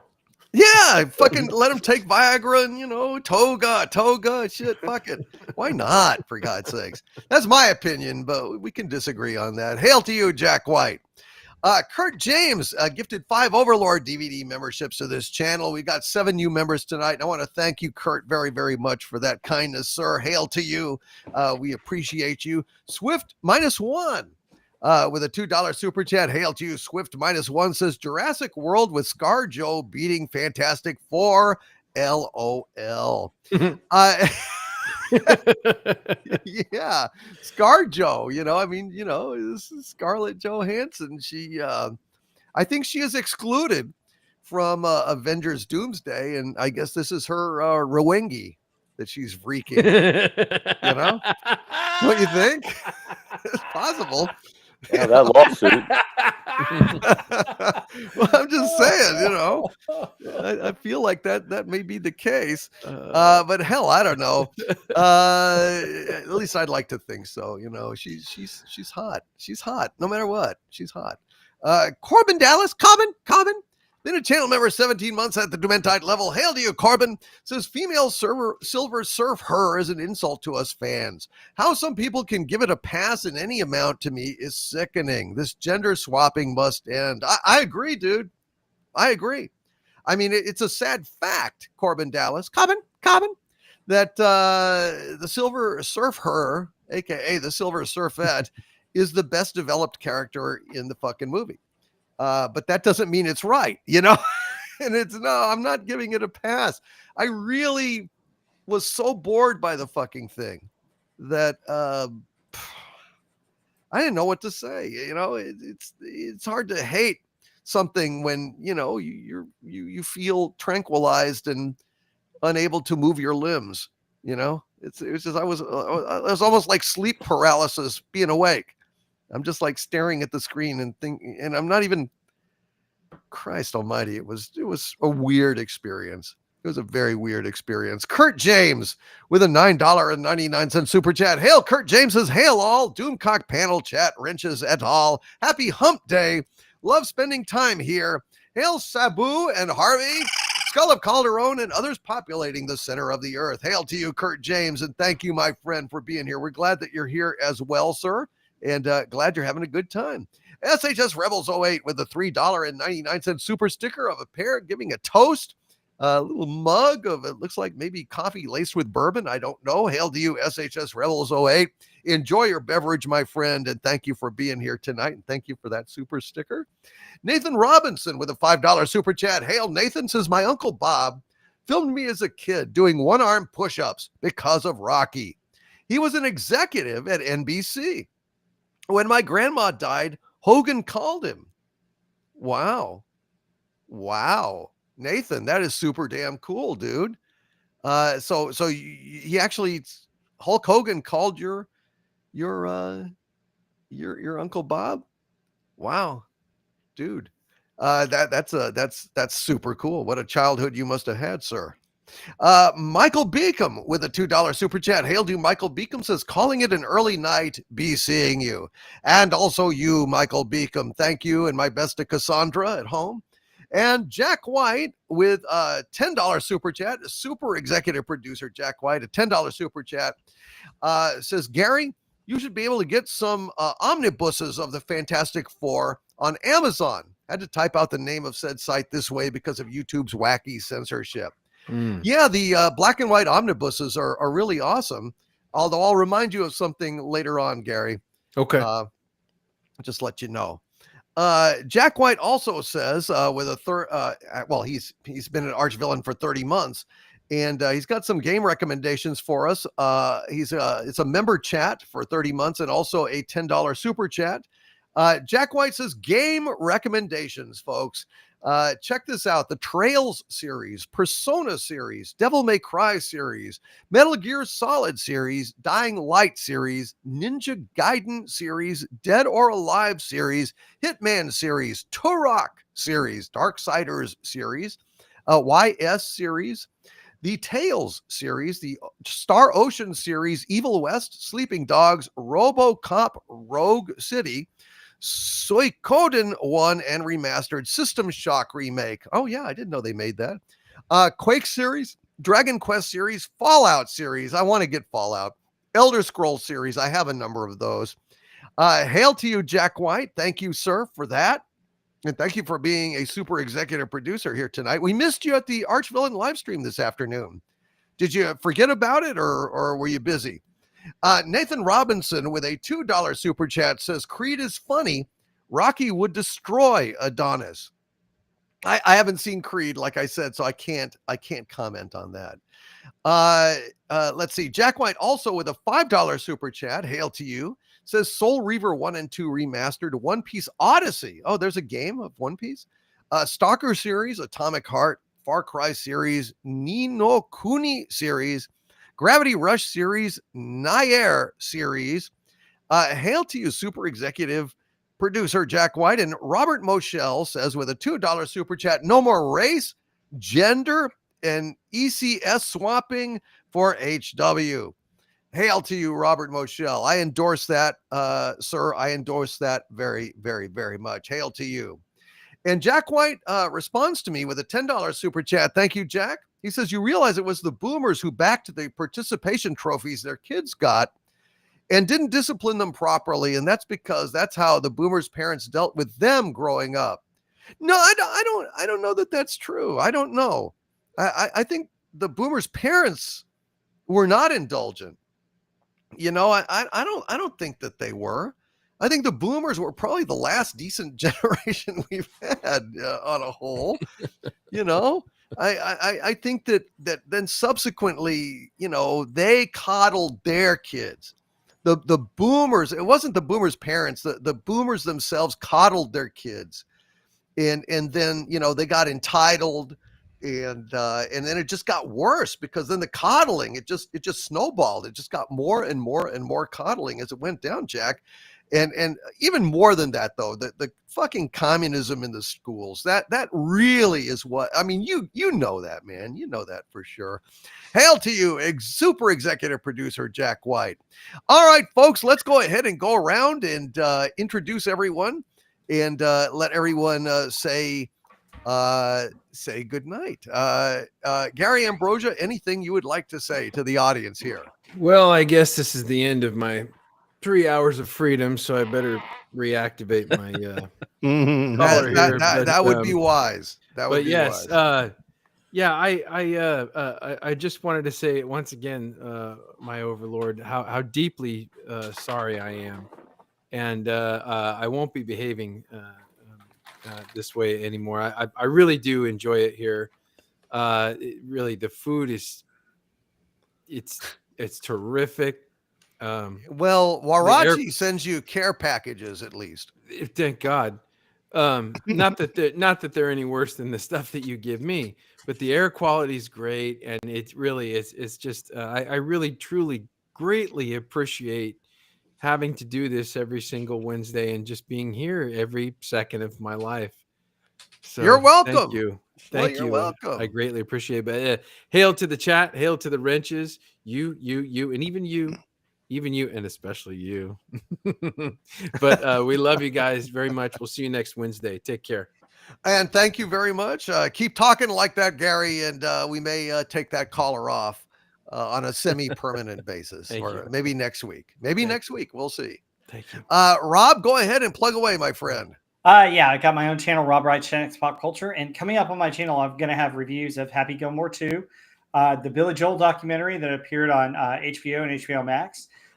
Then I'll also review the new Naked Gun. And this Sunday, Heather L. and I, and possibly Marty Morgan, the historian, will be on at 5:30 Central to discuss episode 2 of The Pacific. So join my channel then. Absolutely. Thank you very much. Rob Wright's Gen X Pop Culture. Subscribe to him. And Sean, go ahead and plug away, my friend. Yeah, you can find me at the Sci-Fi Model Guy, where I build sci-fi models and occasionally have a podcast. And surprisingly, 3 of the panelists here have been on that. We have had Gary, Andy, and Mark, all great shows. So I recommend everyone go back and check them out. I'd love to have all 3 of you back on. And also Tony Stark, who's out in the chat, has been on the show. So having a lot of fun with that, building models and just doing cool stuff. Outstanding. Well, all that you do is cool, Sean. And I posted the USS Harvey shuttlecraft on Patreon, along with the USS Doomcock, both of which you built. And of course, the Giant Enterprise you built is also on that page in the Doomcock's toy chest. So go check it out, man. Soak up your praise. And last call with Troy Pacelli. Please go ahead and plug away. Yep. You can find, well, the name of the brand is Last Call with Troy Pacelli, but you can find me at Troy Pacelli here on YouTube. I have an afternoon lunch show every day called Liquid Lunch, and Friday nights, you guys are probably all going to be here, but I'm doing a show called Last Call. And yes, tomorrow night I will be celebrating over on Netters Network our 33rd wedding anniversary. I'll probably simulcast that on my channel too, so come on over and say hi to us. Sounds fantastic. Congratulations, Troy. Thank you. To you and your lovely lady. Hail to you. Andy Masterson, go ahead and plug away, sir. Colby would like to apologize for crunching on stream. He likes to chew on everything. He's my new puppy. He's 7 months old, and he acts it. Say you're sorry. Say you're sorry. Thank you for joining us tonight. We will be back next week with another thrilling movie with more and exciting news from the pop culture spectrum all around us. And hopefully it'll get better. All right. Sounds good. Hail to you, Andy Masterson. And Mark D with a C, go ahead. Thank you. Well, it was fantastic being here tonight. Maybe the movie wasn't, but really enjoying being on here tonight for the first time with you guys. And you can find me on Sunday Night Geekery, 10 p.m. Eastern. We talk pop culture, the week in entertainment, and talk about a lot of things that I like in terms of 3D modeling. So if you want to get a doomsday machine, you can check out my channel. Which I have. You sent me one. I sent you one. That's cool. Yeah, thank you. Yep. So I have that, and so I've got a eBay store if you want to buy that, and I'm gonna put these on too because I think maybe people will want these. So those are kind of fun. But yeah, 10 p.m. Eastern. Come check out my channel, and during the week, or actually right now, I'm actually streaming printing the Galactus helmet right now.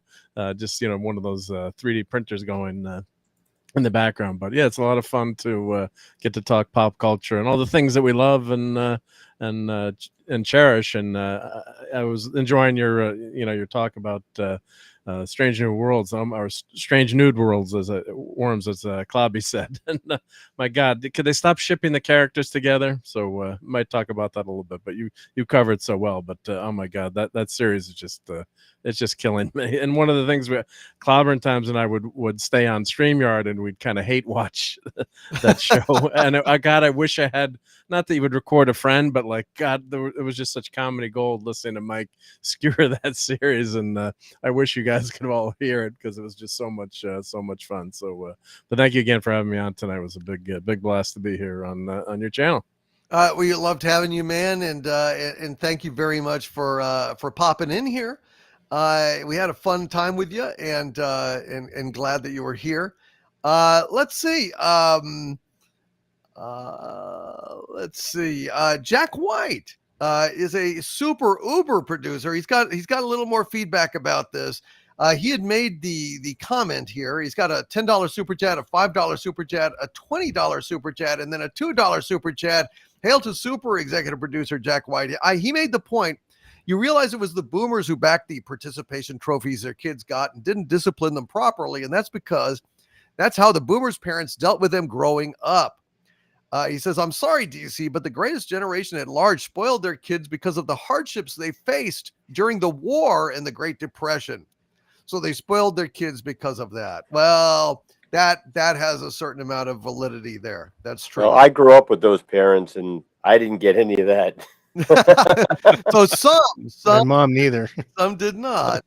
But Jack adds, primarily upper middle class wealthy members of the greatest generation, like, for example, my father, he says, was coddled by my grandmother, and it ill-equipped him to deal with situations. A funny example of that is that my father needed braces as a kid, and my grandmother, who got them for him because it would look bad, that was her reasoning.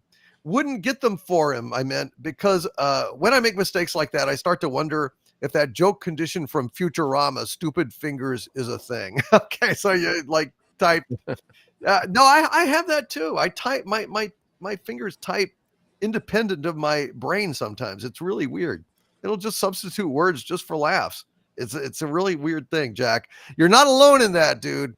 And I understand what you're saying. And I think you've got a certain point. I think it depends on the parents and the economic situation they were in. But yeah, there was a certain amount of spoiling going on.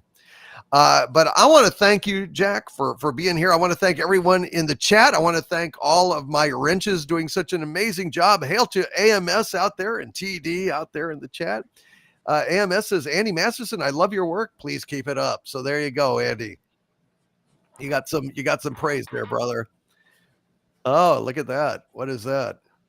There's the skull. Oh, yeah. Got two commissioned. I like it. So some Skull of Calderones there. we're all ready to mail out tomorrow. All right. Well, hail Nice. to the late horror shows in the chat. Hail Dino. That's a great show. Radio shows out there. Hail to Quark's Bar. Hail to everyone out there. I want to thank you all for being here tonight. Hope to join us again on Wednesday next week. We're going to have Osaka Chandal is going to be back. And we've also got Friday Night Frolics, where I will be doing a more extensive salute to Tom Lehrer for those of you who are interested and want to pay their respects. And of course, Sig Balderson is saying it's the Harvey Cthulhu Variety Show, but that is a lie. All right, he's a cultist. What can I say? From the center of the earth, this is Dictor Van Doomcock and my panel of pop culture pundits bidding you all, my friends, stay angry and have a great rest of the week. Good night, everybody. Good night, everybody, and screw you,